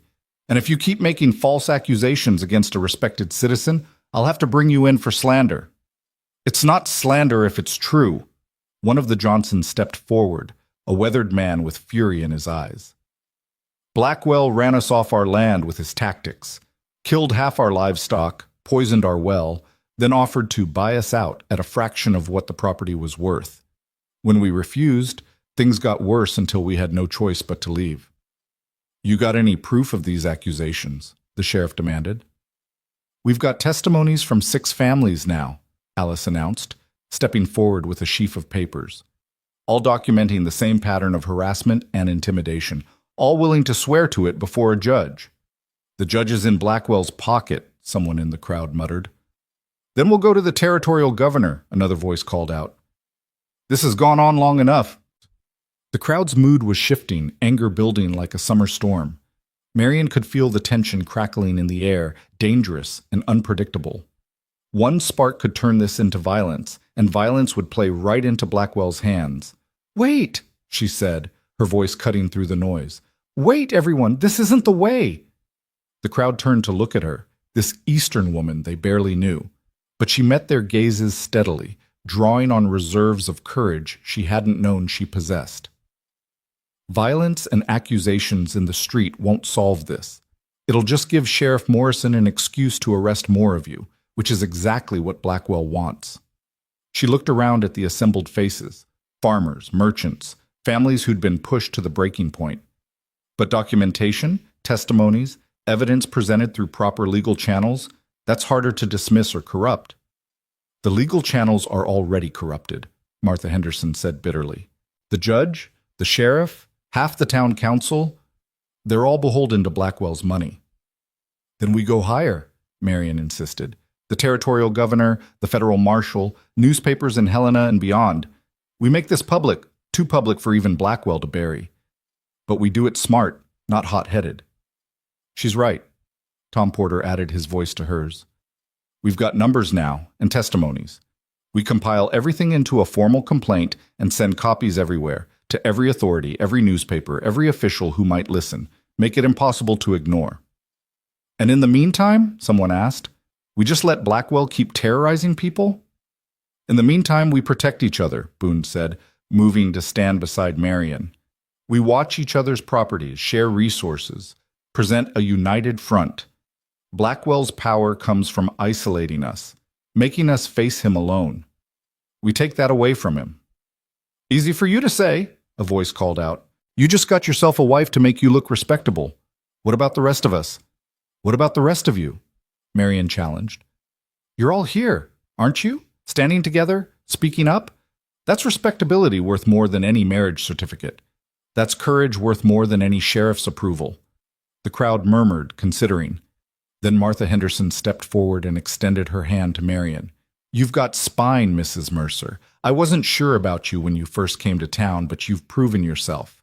I'm with you. One by one, others came forward. The Johnsons, the Cartwrights, families Marion didn't even know.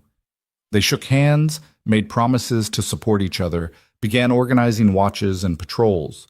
The sheriff looked increasingly uncomfortable as his authority was circumvented by people simply choosing to protect themselves. As the crowd dispersed with new purpose and determination, a rider came galloping down the main street, his horse lathered and his face urgent.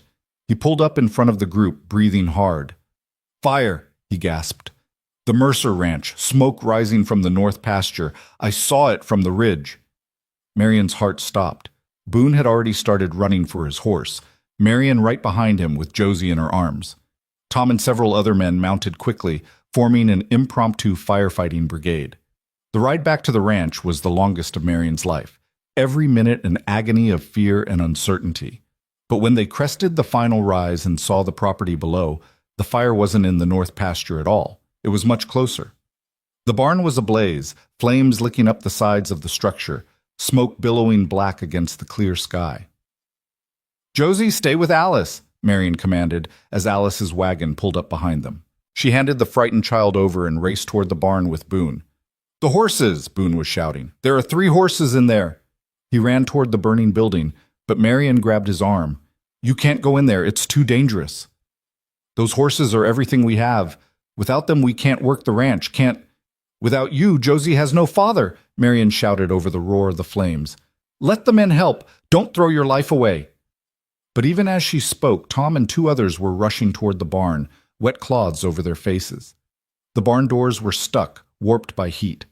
It took 3 men to force them open, and then the horses came bursting out in panicked flight, their eyes rolling white with terror. 2 of them ran clear. But the third, Boone's big bay, stumbled, its leg tangled in fallen harness. Without thinking, Boone broke free from Marion's grip and ran back toward the burning barn. Boone, no! Marion screamed, but he was already inside, disappearing into the smoke. Time seemed to stop. The flames grew higher. The barn's roof beginning to collapse in places. Tom and the others were trying to contain the fire's spread, but the barn itself was lost. And Boone was inside. Papa! Josie's scream cut through everything. She'd broken away from Alice and was running toward the barn, her small legs pumping. Marion caught her just in time, lifting her up and holding her tight, even as the child fought against her grip. Your papa will be okay, she said, praying she wasn't lying. He'll be okay, sweetheart. He has to be. Just when Marion thought her heart would break from fear, 2 figures emerged from the smoke. Boone, coughing and stumbling, leading his bay horse. Both were singed and shaking, but alive. Marion ran to them, Josie still in her arms. She wanted to scream at Boone for being so reckless, wanted to hit him for scaring her like that, wanted to kiss him for being alive. Instead, she just stood there trembling as he looked up at her with soot-stained face and eyes bright with emotion. I couldn't let him burn, he said hoarsely, his voice rough from smoke. He was Clara's horse, the last thing she gave me before.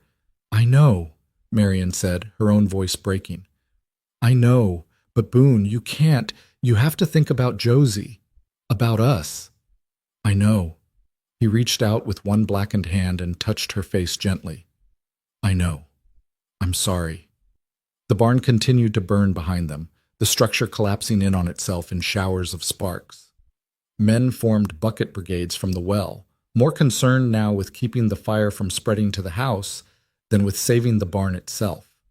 It was clearly a total loss. As the flames finally died down to smoldering embers and exhausted men sat catching their breath, Sheriff Morrison arrived with Silas Blackwell beside him. Blackwell's face was a mask of false concern, but his eyes gleamed with satisfaction. Terrible tragedy, he said, surveying the destruction. These old barns, they go up so quick. Lucky you got the horses out, Mercer. Could have been much worse. This was no accident, Boone said flatly, still catching his breath. Someone set this fire deliberately. That's quite an accusation, the sheriff said. You got any evidence? The barn was fine this morning. We've been in town all afternoon for... Boone stopped himself, but it was too late. For your hasty wedding, yes, I heard. Blackwell's smile was poison. How convenient that you were away when this happened. No witnesses, no way to prove anything. He turned to the sheriff. Probably an ember from the stove, or maybe lightning. These things happen. There hasn't been a cloud in the sky all day, Marion said coldly, and we banked the stove carefully this morning. This was arson, Mr. Blackwell, and we all know who's responsible. Careful, Mrs. Mercer. Blackwell's use of her new name was mocking. Slander is a serious offense. Unless you have proof, I'd suggest you keep your accusations to yourself. I have proof, a voice called out. A young man stepped forward from the group of volunteers. Martha Henderson's son, Marion realized. I saw 2 men riding away from here about an hour ago. Recognized one of them as working for you, Mr. Blackwell. Buck Ramsey, the man you hired last month. Buck works for me, that's true, Blackwell said smoothly. But that doesn't mean he was here on my orders. Man's probably got his own reasons for riding this direction. He was carrying a can of lamp oil, the boy continued, his voice shaking but determined. I saw it clear as day, and when he saw me watching, he threatened me, said I better keep my mouth shut if I knew what was good for me. The word of a child against a grown man, the sheriff said dismissively. That won't hold up in any court. Then maybe this will. Alice Porter stepped forward, holding something wrapped in cloth. She unwrapped it to reveal a charred can with Blackwell Ranch stenciled on the side. Found this in the grass near where the fire started. Must have been dropped in the rush to leave.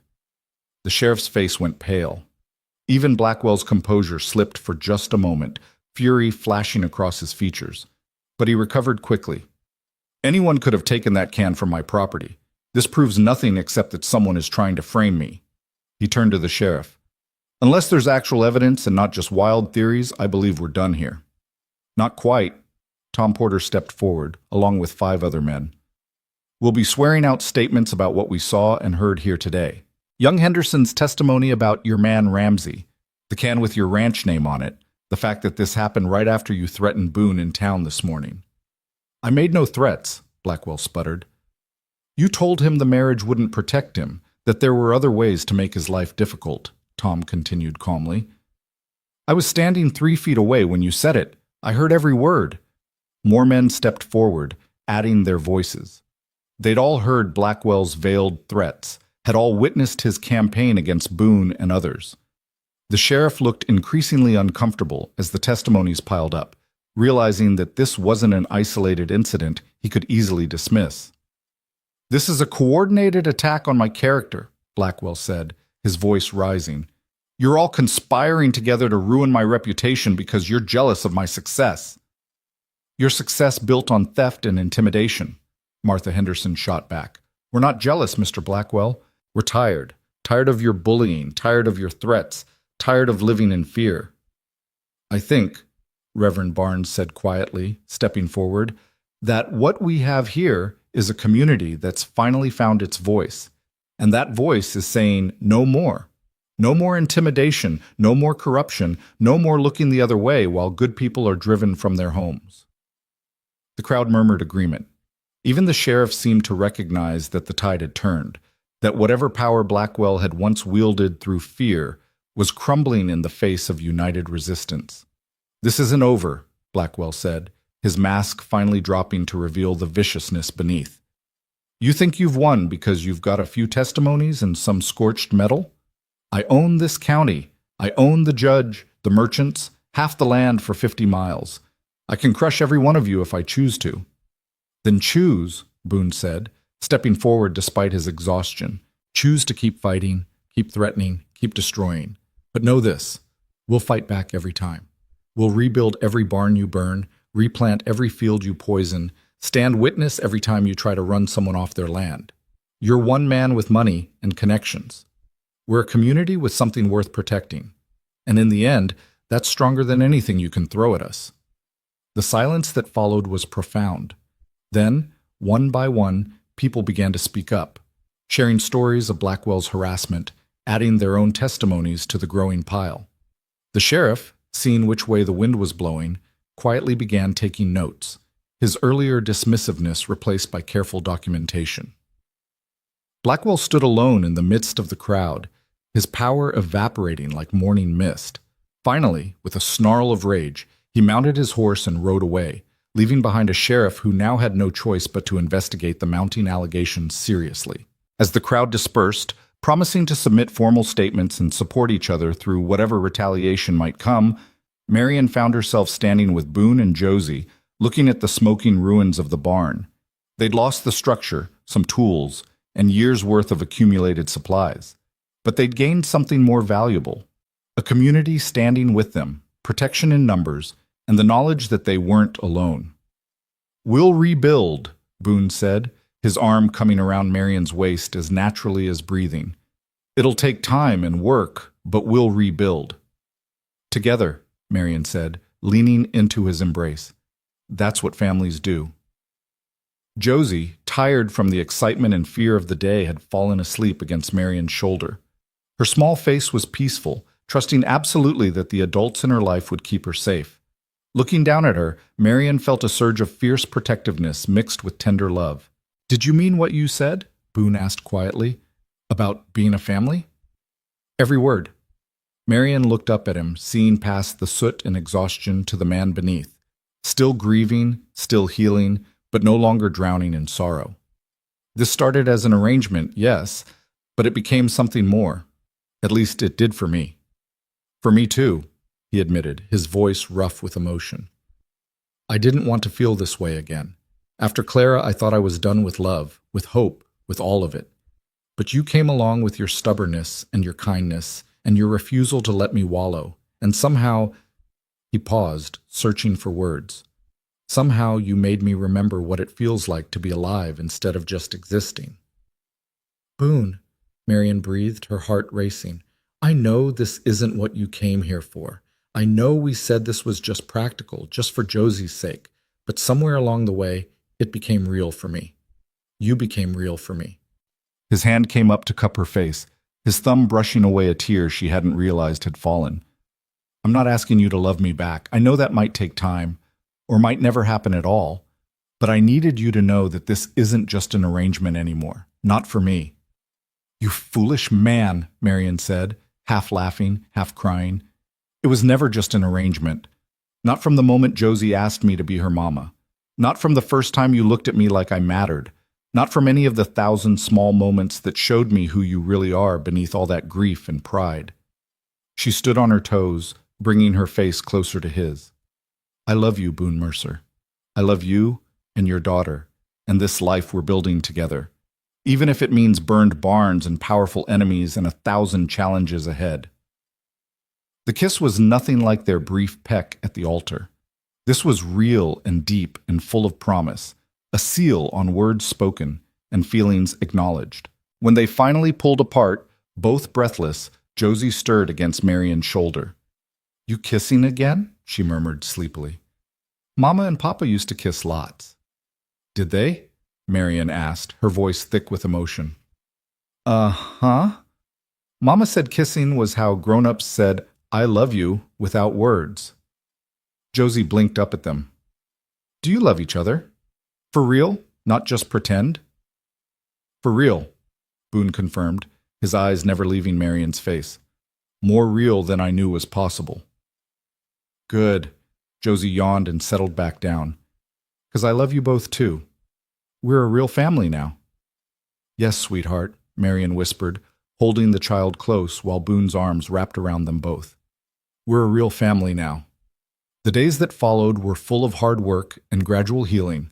The community came together to help rebuild the barn, with Tom Porter organizing work crews and Alice coordinating meals for the workers. Testimonies against Blackwell were submitted to the territorial governor, and a federal marshal was dispatched to investigate. The corrupt judge suddenly announced his retirement, and Sheriff Morrison, facing his own investigation, became remarkably more cooperative. Blackwell himself left Medicine Creek quietly one night, his empire of intimidation collapsing once people stopped being afraid. He had land and money, but without fear to wield as a weapon, he was just another rancher, and not a particularly successful one at that. The garden thrived under Marion and Josie's care, producing vegetables that grace their table through the summer and into fall. Marian taught Josie her letters, using Clara's old primer and infinite patience. Boone slowly moved his belongings back into the house, into the room he now shared with Marian, husband and wife in truth as well as name. On cool evenings, they would sit together in Clara's rocking chair, Boone in the seat, Marian on his lap, Josie nestled between them, and tell stories or simply exist in comfortable silence. The house filled with life again, with laughter and love and the ordinary magic of a family being a family. One evening in early autumn, as they sat watching the sunset paint the sky in shades of amber and rose, Josie asked a question that had been building for weeks. "Do you think Mama knows about us? About how happy we are?" Boone tensed slightly, but Marian's hand found his and squeezed gently. "I think she knows," Marian said softly.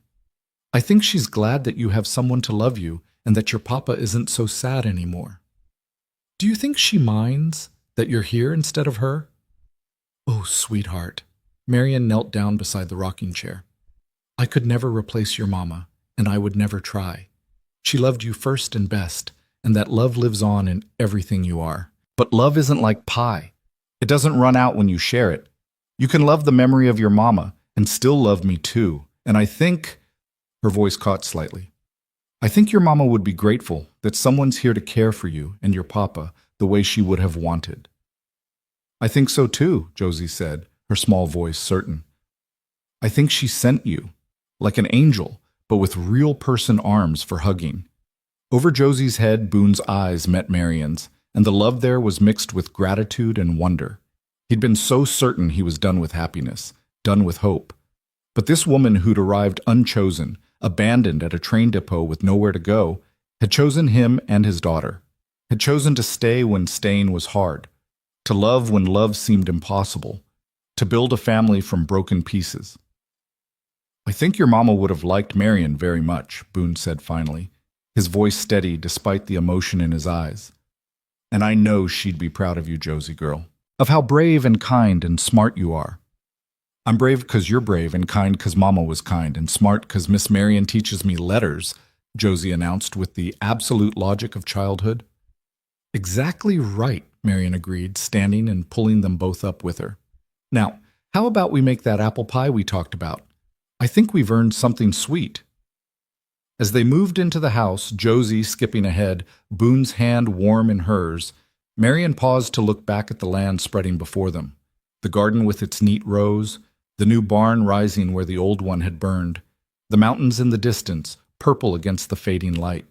She'd come to Montana expecting one story and found herself living another, better, truer, more real than anything she could have planned. The mail-order bride who'd arrived unchosen had become the mother and wife and partner that this family needed. Not through grand gestures or dramatic rescues, but through showing up every day, through choosing love when fear would have been easier, through building a home one moment at a time. "Coming," Boone called from the doorway, lamplight spilling out around him and Josie. "Coming," Marian replied, her heart full to bursting. She was home. Not the home she'd expected or planned for, but the one she was meant for all along. And that made all the difference. Inside, the stove was warm and supper waited, and a little girl's laughter filled the spaces that grief had once claimed. Outside, the Montana night settled over the land, peaceful and full of promise. And in that space between darkness and light, a family, chosen, hard-won, and deeply loved, began the rest of their story together. The mail-order bride who no one wanted had become the mother, wife, and partner they all needed. And in the end, that was the only story that mattered.